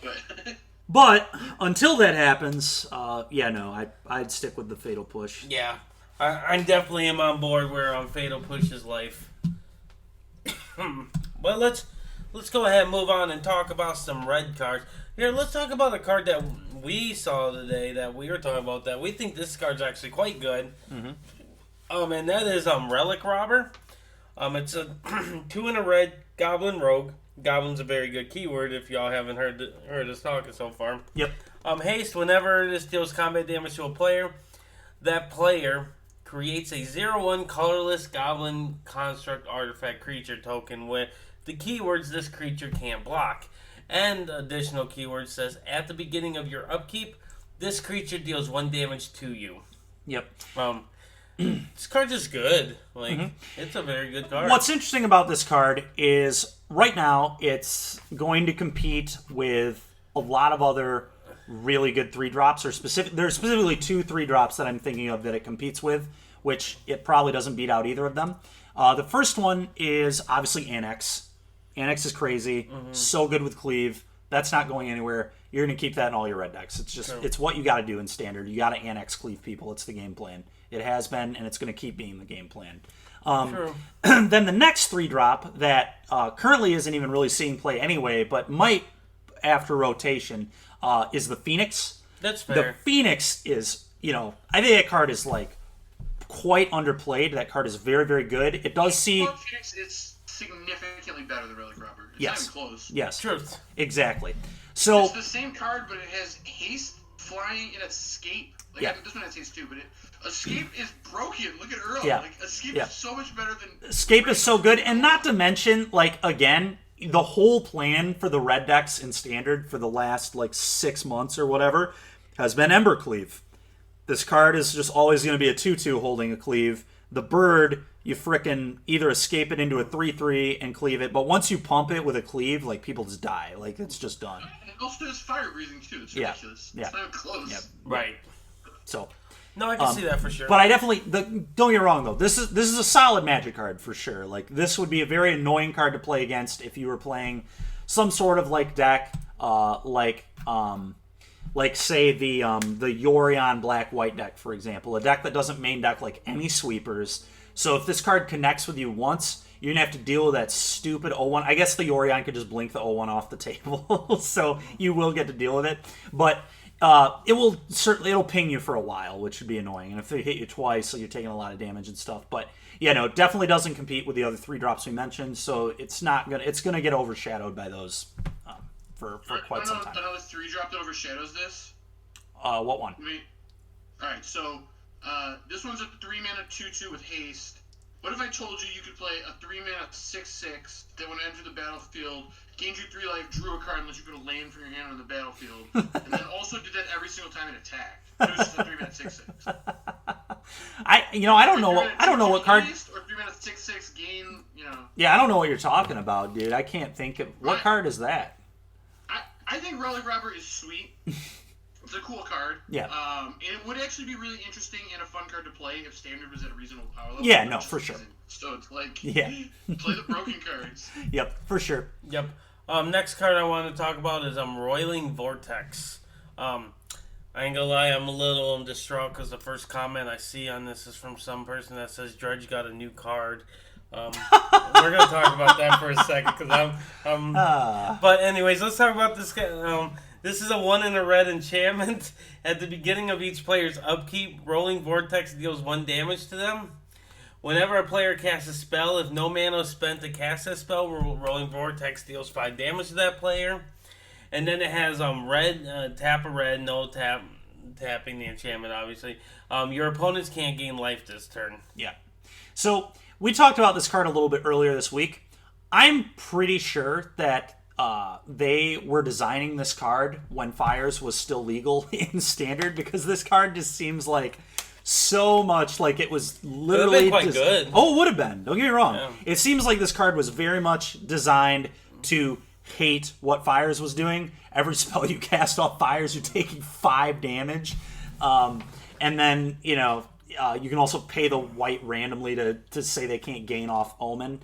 But either way... Tap the red, but yeah. Yeah, sorry.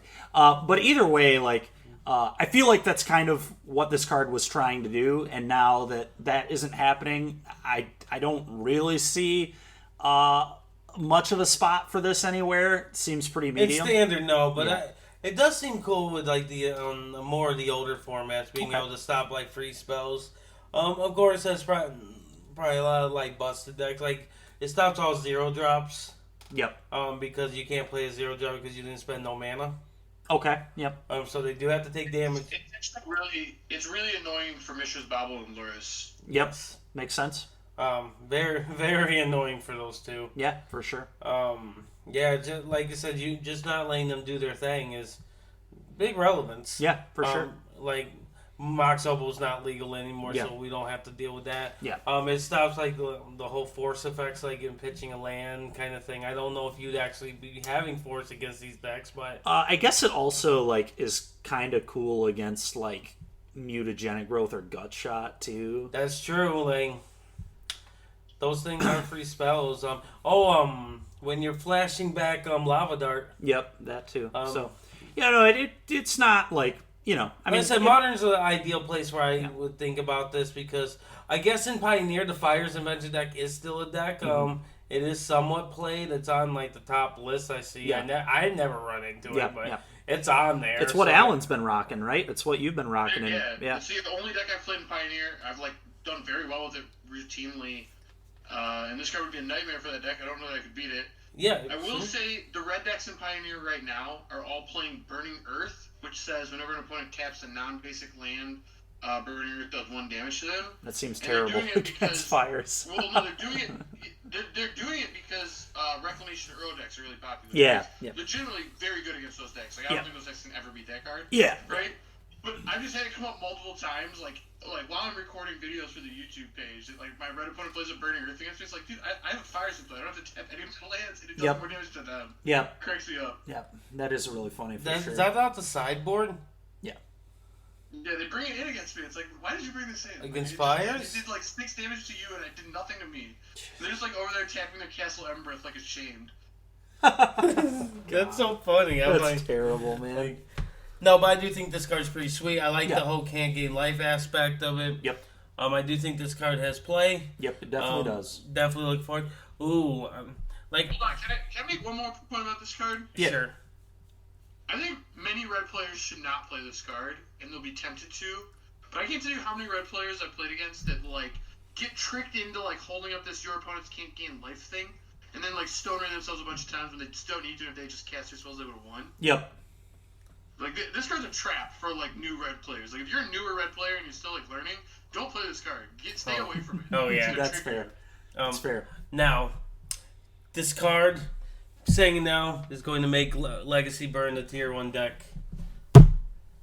Y'all don't sound on board with me. I'm not on board. You're not on board with me? I'm not on board. Not on board. I thought Dreadhorde Arcanist. Okay. They take 5. Think about it. All right. That's one. That deck. matchup's like our best matchup Yeah, already. I was But gonna say, still, that's already a good matchup like, for us. that's not important. Maybe if it LED, maybe if it dealt them 10 damage when they like Lion's Eye played. Diamond can't be played. Sure, they've already played it by now. Yeah, they were too busy killing us on turn 1 or 2 already. Anyway, like we have Eidolon, we can kind of like play through. No, we some- cut that. That card sucks. Jesus Christ. No, but this card's sweet. But yeah, I do agree with that. Don't rookie like new don't- players like should don't- definitely not play it because it will set you up for failure.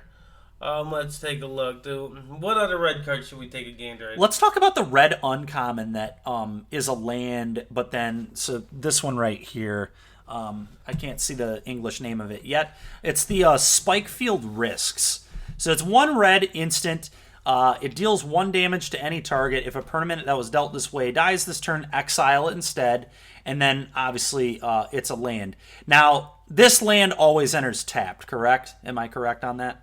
So we can't pay 3 life to have this one enter untapped? Yep, enters tapped. So that probably means... Okay, so I was thinking... Again, there was only the one that's been... only the one that does that. Yep. So if it did that, this card would be super sick in mono red aggro decks because it'd be a cool main deck way to deal with Euros, right? Because you could just, with them spending 3 mana on the Euro, you could like play this, or it could be a land. But as it is, it can deal with Euro, but it's pretty medium. But it's like an okay card. Right. What do you think of it, Larry? It's fine at best. Like I'm not very super impressed by it. It's 1 damage to any target, so it always can go to them. But my 1 mana spell, doing 1 damage isn't the rate that I prefer. And I just don't want to have to like play this as a land that in my tapped. red decks. Yeah. I really don't want tap lands. Yep. Not my idea, and it's not a mountain either. So that fact that it doesn't help my castles. Yeah. Not my idea. Wait, I'm just reading this. With Torbran in standard, Bold is back. Jesus. Oh, that's so funny. That had to have been a troll, though. That Technically, it's a Bold, I suppose. Like, with a you're not Torbran, wrong. with a Torbran, it's a Bold. Yes. What about you, Zach? What do you think about that? I mean, it's fine if you have a lot of prowess creatures, but otherwise I wouldn't play it. Yep. Yeah. Yep. Before we go on to the next red card, this Rolling Vortex card, how the hell is this a dredge card? It's not. It's just not. I don't understand.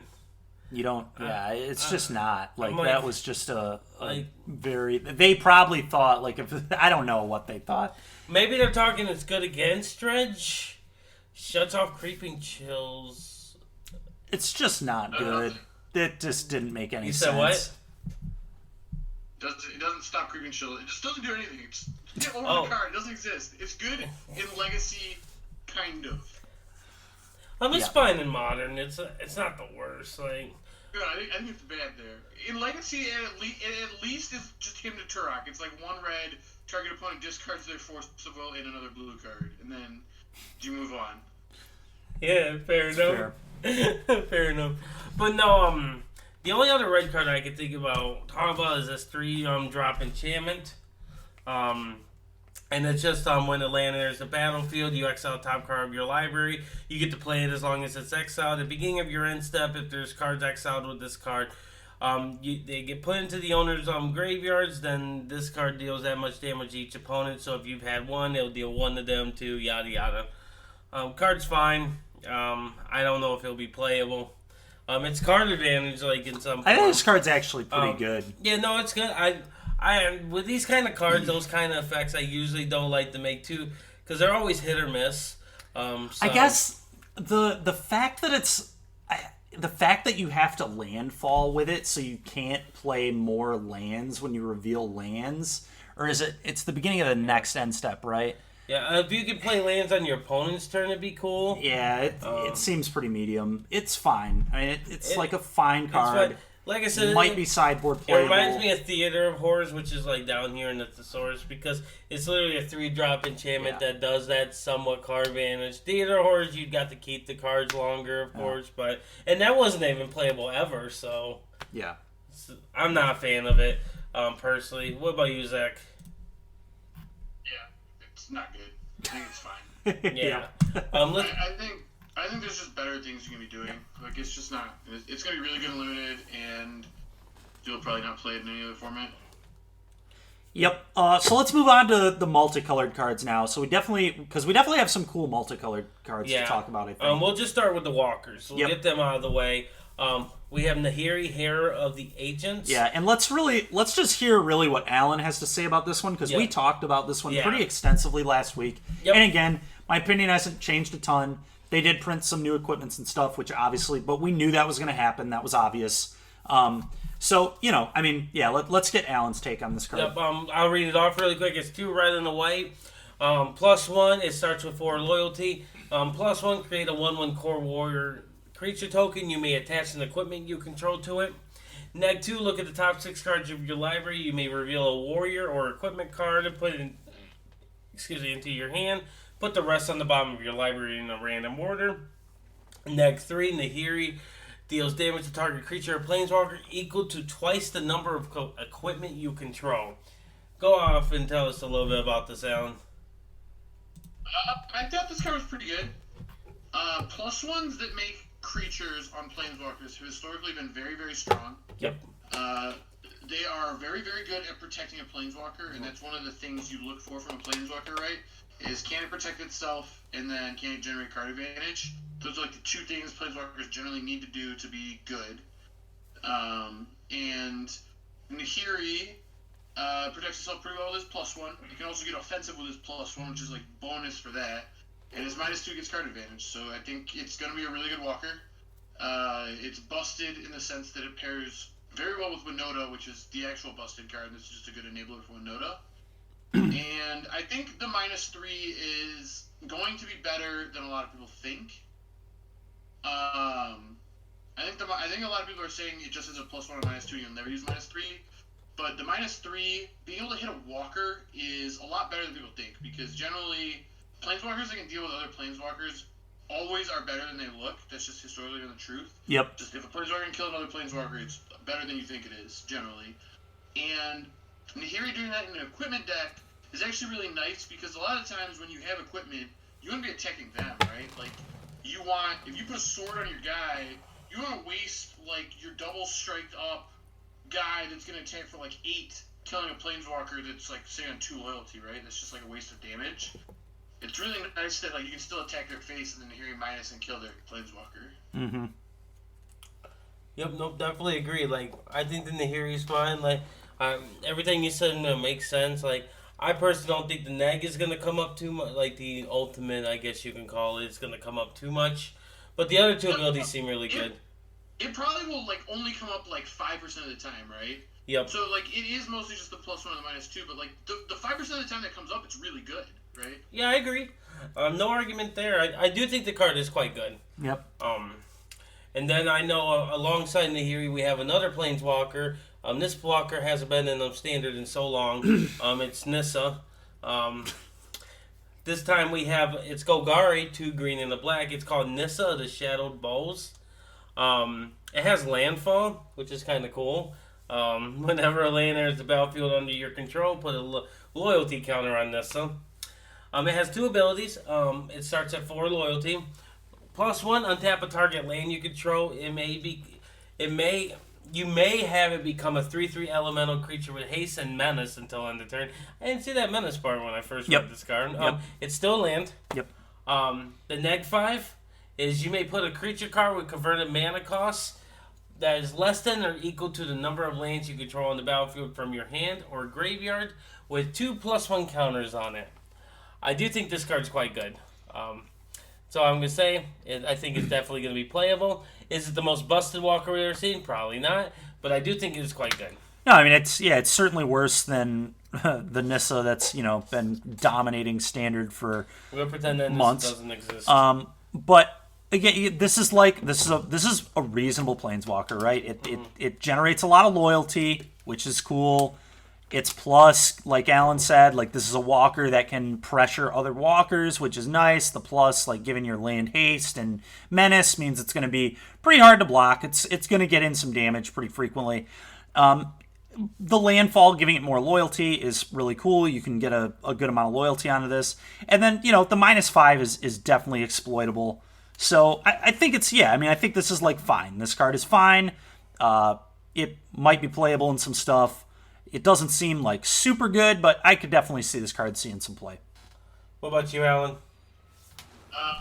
So when I first read this card, I missed that the things stayed around only until end of turn. I thought it was the same as the last one, so you just make 3/3s repeatedly. Yeah. And I was literally recording a video, and I lose it in the video. Yeah. I just get so upset. Yeah. Just like, no, it never missed. Why? Why is it missing? And then I read it again, and it was like, oh. Okay. Yeah, no, they fixed it. Why is it a 4-drop this time? They fixed it. Yeah. I was so mad. I was like, okay, wait, no, this is good. You know what card this card actually reminds me of is Liliana Death's Majesty. And I was talking about it with Rajan, and it was like, you know what is really sweet about this card is it's not too good. In fact, I would say it's almost bad, except you can really abuse the -5. You really can. And you saw that with Liliana Death Majesty. Was like, the reason you played this was because you could just keep putting Scarab God in play, right? And then when you put it in play, you could immediately use the activated ability. Yep. And then, so we were talking, it was like, well, is there a way to, like, put an expensive creature in play and then immediately use the activated ability? Like, is there any creature like that comes to mind? And it was like, well, there kind of are 2. Kenrith, which, from Throwing the Eldraine, by the way, not even in the set, it was like a box topper or some nonsense. Kenrith is a really busted thing to bring back and then just have all your mana available on that turn. Yeah. Like, bring it back, then immediately bring something else back from your graveyard and give both of them haste. Yep. Which is kind of messed up. Yep. And you can, like, start drawing cards, you can gain life. Like, it does a lot of really powerful stuff, right? Yeah. And then, another one that's really sick to bring back is Omnath. So if you can, like, get a 5-color landfall deck going, this card can do some really busted stuff and has, like, a cool enabler in there. I don't know how good that is, but, it could be a sweet sideboard card in that spot. Uh-huh. So you mentioned Omnath. Why don't we talk a little bit about Omnath too? So everybody. And by the way, Kenrith was the buy a box promo. Just in case you didn't know. Yep. Very good card. It's been played. A lot. Yeah.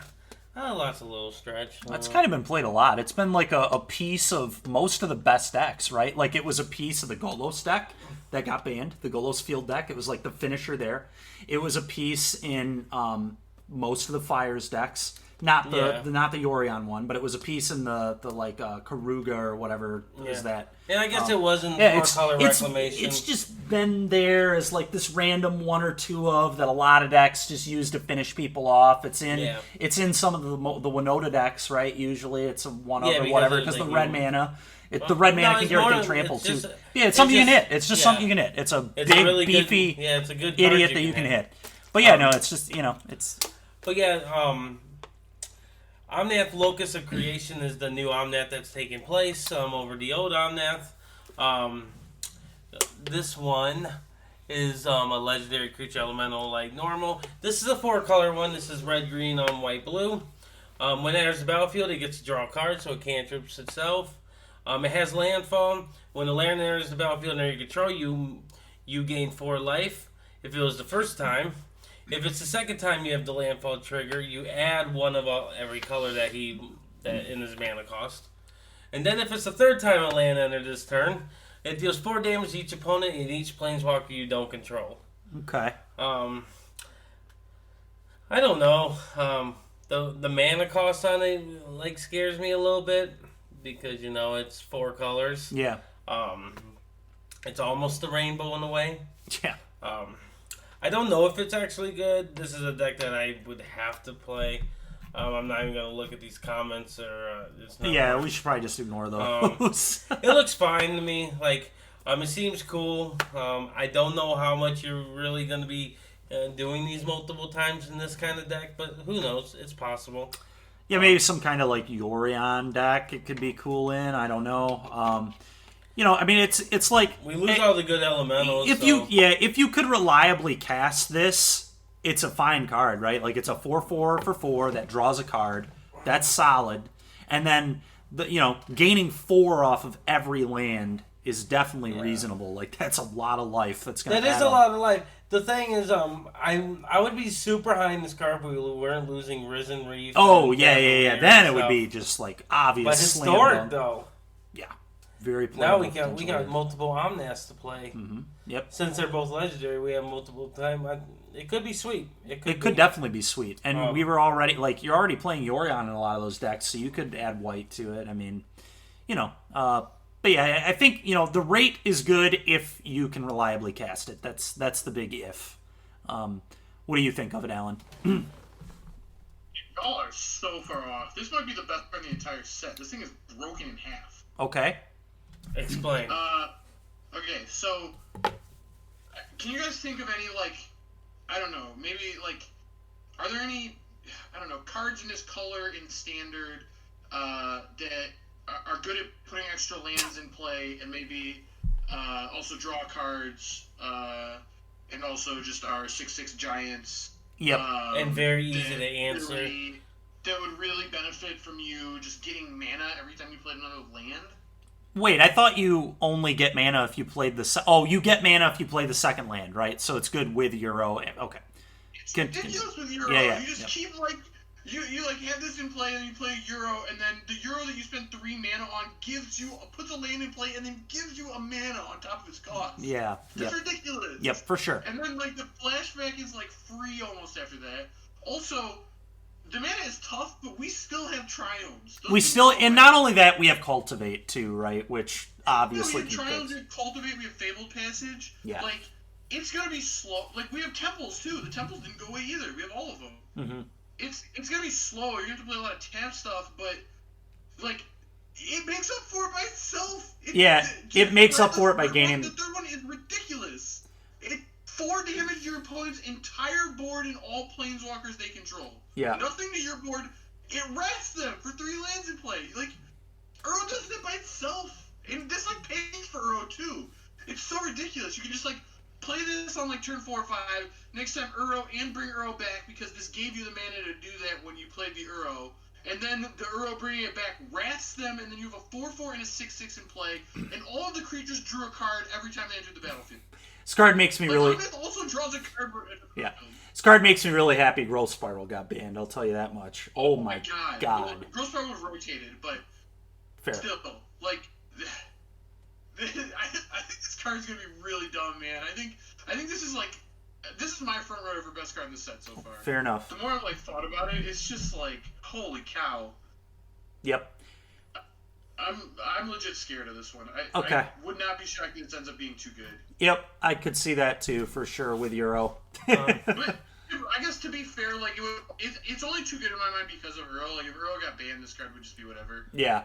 And another thing, too, is, we have the Triomes, but we do lose the Shocks. So, we have Temples, we have Triomes. Hopefully it will be slow enough where it's reasonable, but we'll see what happens. So, you say it's slow, right? And it is slow. If let's just assume to make this work, every single land in your deck has to come into play tapped, right? Yeah. But you do get the payoff of Scry, which is not 0 in a format that will be slower, right? Yep. You have a very consistent deck. And all of your threats draw cards and gain life. Wait, who is beating you when you go Uro into Omnath? Then the next turn is gain 4, and every land gains 4. Yeah. It's also a 4/4. It blocks. It's big. Yep. Hard to kill. Red specifically is going to have a hard time dealing with it. I'm this is another one of those cards where I look at it and it's I'm not sure what's going on with the landfall, but it looks to me like this is really abusable and could be too good. Yep. And then you just look up and you're oh wait, this just ETB draws a card? Why? Why does it draw a card? What is that? Yep. Nope. I don't know. I'm a little scared of this card, I'm not gonna lie. Yep, that's fair. Yep. It's totally fair. Could be good. I'm not, I said, I was never writing it off that it ain't good, but the first presentation, the first thing I look at, I'm it seems okay. Like I said, I'm with you though that it probably wouldn't be good enough for standard if Uro didn't exist, but just given how it plays with Uro, it just terrifies me. Yep. I'm already scared that that's all I'm going to see for this whole standard format is Omnath Uro decks. Yeah, and I mean, that's very possible. Uro is going to be a big staple for sure, so we'll see what happens, definitely. Yep, we'll definitely. Also, we have, for the record, 20 ramp spells that work insane with this. Yep. Oh, we have Haro too, right? Didn't Haro, or basically a Haro. Yeah, Haro reprint that isn't actually Haro, it's named something else. But yeah, you can just trigger the wrath. You can just play this and then the next turn just trigger the wrath. But also the wrath, your land ramp spell wraths your opponent if your creature in play. At instance. Also, that ramp spell fixes perfectly to cast this. And not to mention, Haro's an instant, mind you. You can do that at instant speed, which is wild. Well, you're probably not gonna be able to do the wrath part instantly. Yeah, you're probably not getting the third trigger. Although, I can't imagine. It's not crazy that you would be able to because, if you can cast the first Harrow, then you already have the mana to cast the second one, right? Yep. Because the Omnath pays you 4 mana. Yep. Absolutely ridiculous, for the record, that if you untap with Omnath and you have the Harrow, you cast the Harrow and you're up, Jesus. Yeah, now, the more we're talking about this, it actually seems pretty ridiculous. Definitely worth trying to brew up some 4-color decks, because that's... every time I think about it, it's just why? Oh. It's just too much. Yeah. I hope they tested this. That's all I can say is, I really hope this got tested. I mean, let's be real with ourselves. It probably didn't enough, because looking at half the other cards that have existed... Oh, can I point out one other thing about this card? The thing that's keeping it from being just completely broken, right, is the mana cost? Because that is actually hard, right? You need 4 different colors on turn 4. Yeah. Would it be good if there was I don't know, like a creature that if a land entered the battlefield, so the same mechanic, whenever the land entered the battlefield, you could add 1 mana of any color? Do you think that would maybe help? Did they print anything like that? Oh my god, yeah, loaded cheese, oh Pete's. That's insane, yeah. I'm scared, that helps. man. That helps. I'm scared. The landfall Uro deck is going to be really, really dumb. Yeah, that makes sense. Makes sense. But in fairness, it's not like you could have seen that coming, that Uro would be good in the landfall set. Yeah. No, never. It'll be fine. Just like I'm still gonna be an advocate that I don't even think Euro is even the best card that's in Sultai right now in Standard, but I think it definitely will be the best deck in those ramp decks in the post rotation. No question. Yeah. I will see the argument that Euro is gonna be really annoying to deal with for a little while. Earl is concerning me because the thing with this card is that, like, if you printed real answers to it, it's fine. Like, I play against it in Modern in my Goblins deck all the time because people play Earl in every format all the time now because it's broken, right? Yep. But, like, I just side in 4 Relic Regenerators and I beat it continuously. Like, yep. I always beat the card. It's not a problem if I have the right cards for it.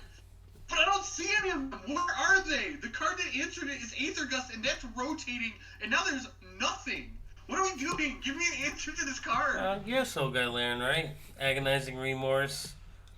I guess there's Agonizing Remorse. Is there anything else? There's nothing. Yeah. There's no white removal spell.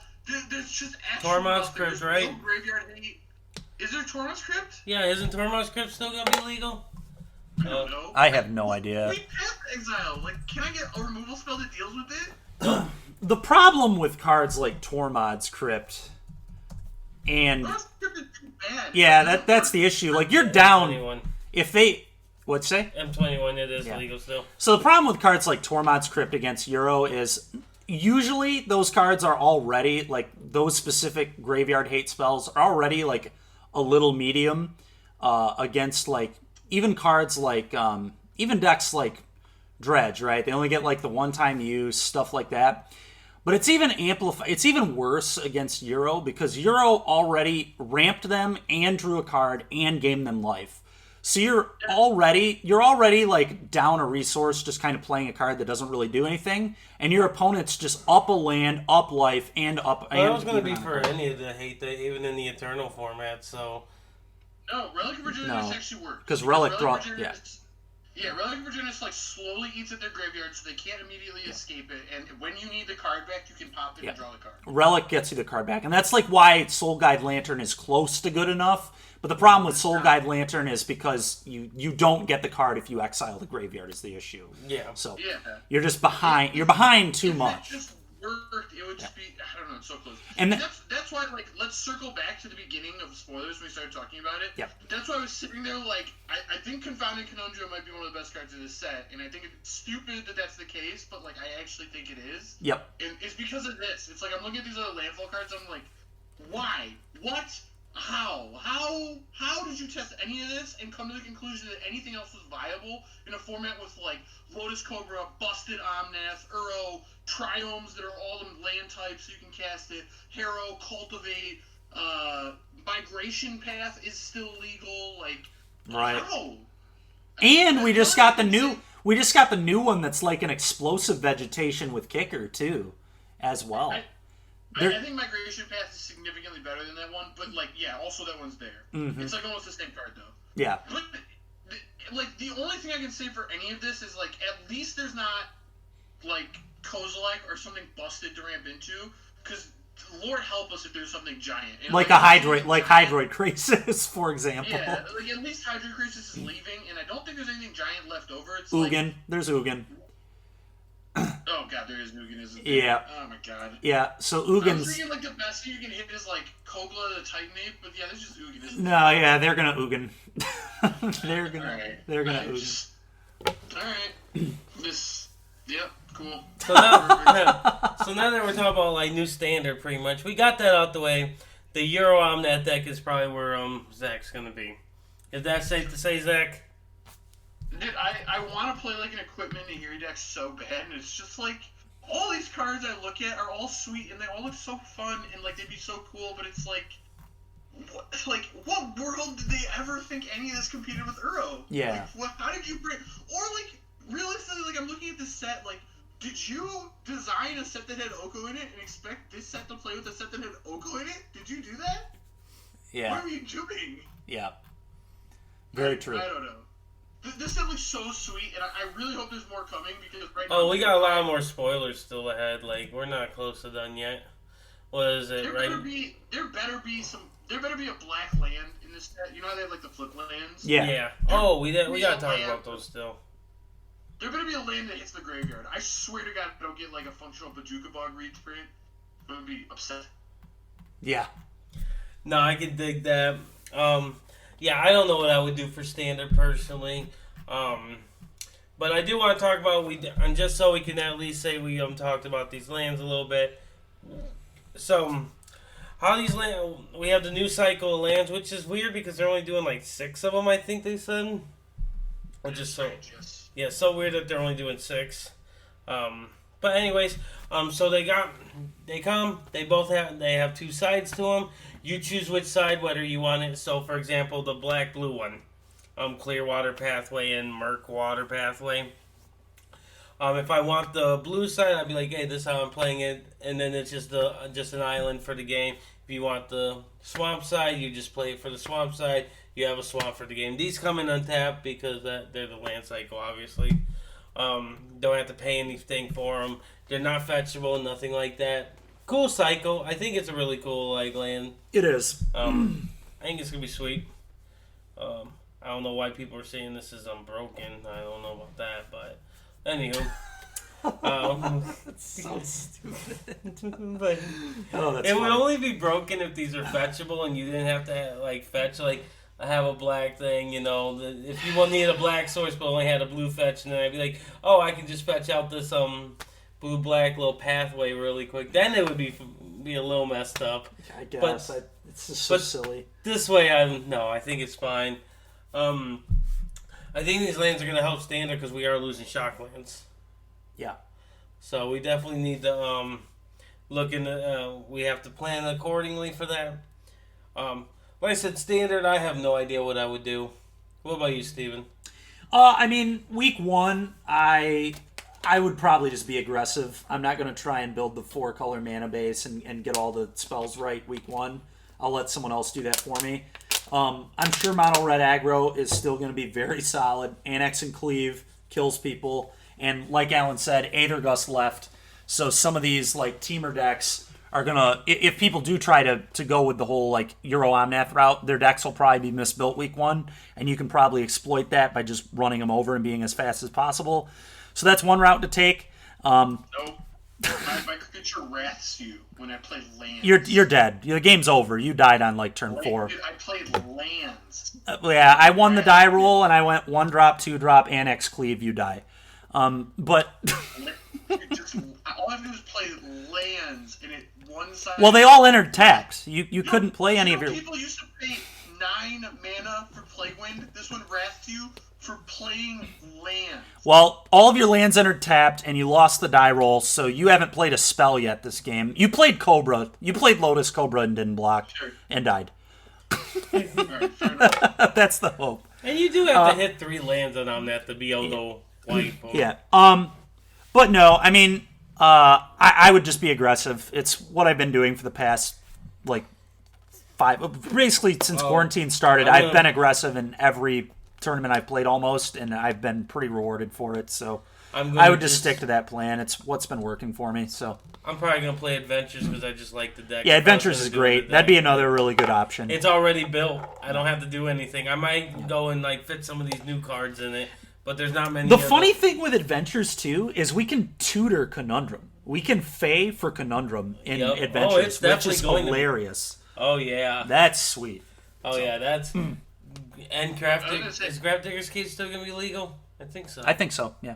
Pretty sure. Nope. We lost that one. Yeah, that was gone. Well, that's all right. We've got Conundrum, I guess. I guess we could play a Crypt in our sideboard of freaking Soul Guide. I'm pretty sure Grafdigger's Cage was M20. I think it was. I'm 90% sure of that. Yeah, you might be right on that. That's the... we have Scavenging Ooze, though. You can play Scavenging Ooze. We can't tutor that one, sadly. Yep, 2020. Yep, you're right. But I guess you could always play a Soul Guide Lantern or a Cage, or not a Crypt rather, in Adventures if you really wanted to fight that. But usually Adventures has actually been okay against Euro builds, so we'd have to see how that would work. Mm-hmm. I don't know. Look, hear me out. I do think that whatever deck you're playing should have Uro in it, or you're wrong. That's my initial thought of the format. Yeah. But the deck I'm going to play first, the thing I'm building first, is definitely an Esper Doom Foretold deck with Yorion and Confounding Conundrum main. That just sounds too sweet to me. I mean, it's going to be sweet for sure. There's no doubt. I'm going to make a prediction right now. Euro will never be banned in Standard. Okay, I think that's a fine I think prediction. the card's going to be good, but I think it's going to get figured out by this next formats. Okay, well, we'll see. You know what's really helping Euros stay legal in Standard right now? Just going to throw it out there. If you just go do like a price check on, what is it, Theros Reborn? Or what is it? Theros Returns? Whatever the Theros set is. Beyond Death, yeah. Theros Beyond Death, perfect. Go do a price check on the things that are worth money in that set, and you're going to find that there are no cards that are worth money and Euros worth $75, then you'll be like, oh yeah, that's why we're not banning it. That's fair, actually. I mean, that is definitely a real thing, right? So the second most expensive card in the set's like a promo Ashiok or something. It's like $8. It's like $6 even. It's like there's nothing in there. It's so funny. Will Ashiok get playable is the real question. Maybe. Maybe could. Yeah, maybe. I don't know. You know what? Actually, you know what? Just while we're on the topic of a card I really like that we haven't mentioned at all, but I think you'll enjoy this. You know what card's really sweet with Confounding Conundrum is Liliana, Waker of the Dead. It's like the Liliana from the last core set. Yep. It has a plus that player discards. Yep. You can like Stone Rain them, make them return a land to their hand after they already played their land for turn, so it's stuck in their hand, and then make them start discarding the land to keep getting bounced. Yep. That's sweet, man. No, it is really sweet. That maybe like a blue-black like control-y deck would be viable. Who knows? I mean, Esper Doom Foretold, dude. Esper Doom Foretold. I'm telling you. That's fair. I mean, yes, obviously that might be the best way to play it, honestly. Because getting Conundrum into Doom Foretold is like pretty cool. So yeah, no, 100% agree. Yeah, no, I'm looking forward to new Standard. You know, I'm just ready to lose Nissa and Hydroid Crisis. Let's be real; those are the only two cards I don't want to see anymore. That'll be a nice loss for sure. Sultai would not be as close to as impressive as it is if not for those fucking cards. Yep. Oh man, but yep. I mean, like. You say that, but every time someone says this to me, I'm like, I mean, I agree with what you're saying, but, like, keep in mind this format was supposed to have Oko in it. Yeah. Like, and I'm glad that doesn't exist, too. I'm glad Oko don't exist. God, like, I mean, fair. That card was heinous, but, like... You'll never hear me be an advocate. I'll sometimes post online that I miss Oko because, you know... Just a troll, yeah. Oh, yeah. It's been a wild Standard, man. It's been a really wild time. Year. Yeah, it's just a lot of cards that are just like whoopsie cards, right? Just really ridiculous. But, you know, a new format is always exciting, and, you know, hopefully, at least for the first, like, month, it will be fun and exciting before it gets figured out and solved. But, you know, I'm looking forward to the first few weeks of it, at least, for sure. Oh, yeah. But no, we're going to probably wrap this episode up because, you know, we don't want to be respectful of everybody's time, of course. No, but I'm really looking forward to whenever this set drops. I think it's like a couple weeks out or something like that. I think you said the 19th or something. Yeah, something like that. We still got like 100, and that's at least for Arena. I don't know about for paper. Yeah. We still got over 100 cards that need to be spoiled, so we got plenty of spoil season left in us. Yep. But Zach, we do want to appreciate you for coming on. It was a good time. Thanks for having me. Yeah, definitely. When we get back to paper, can't wait to do our road trips and taste James some more. I'm missing it, dude. I do too. We should just tase James a little bit. Just anyway. We just need to, like, we're not tasing James enough, and it's very unfortunate. I actually tased him a little bit today. Did you? Which was funny, yeah. Yeah, so, I started lifting weights again this week, and it's the first time I've lifted in, like, 2 years. So, on Tuesday I was pretty sore, but I was, like, still fine or whatever. And then yesterday and today, like, I literally cannot straighten my arms. Like, my elbow, like, won't quite straighten out. Like, I'm met with, like my muscle is just, like, very freaking stiff and sore and in pain. And I messaged James with just, like, medical questions. And I'm like, yo, dude, is this normal? Am I good? And he hasn't even responded yet. And I'm expecting him to be like, Dykman, you're a freaking idiot, man. Like, what? Like, so good, man. Yeah, I got bad news for you about that, Dykman. Yeah. That's called getting old, dude. Yeah, no. For sure. You're old now. Yeah, no, That's what it feels like right there. You just described it. Yeah. So, no, I've got a long way to go before I'm in much better shape than I am now. But that's one way of how I am very out of shape is just my body doing that to me. But yeah, no, next time, when I used to like work out and stuff, I didn't really stretch, and I definitely need to start doing that because I am going to get very punished if I do not. So you don't need to stretch. All you need to do is like use your arms today. That's you fair. Pump the lactic acid out. That's fair. Yep, no, but like I said, Zach, we'll definitely have to get back together because, we had some fun times with James. Oh man, great. I miss James, dude. Haven't seen him in a long time. Hope that dude's doing good. Yep. Not me, but that's okay. Not me. Oh man. Yeah, I actually got to message him in a little bit, which is funny. But no, like I said, Zach, we'll get back there eventually. In spring of 2016. We're gonna have to go into like a little time machine and go back. I don't think it's coming in the forward. So let's just go back and try to avoid 2020, and maybe we can play some Paper Magic again. That sounds dope. Yeah. We'll play Paper Magic before Oko hit the tables. No, I'll bring some copies. I'll tell all the people from the past, be like, this is your future, enjoy these moments. Man. They're going to be like, that card's not even good. No. Please no. But I'm going to wrap up this episode. Until next time, Larry here along with you. We'll catch y'all later. See you guys.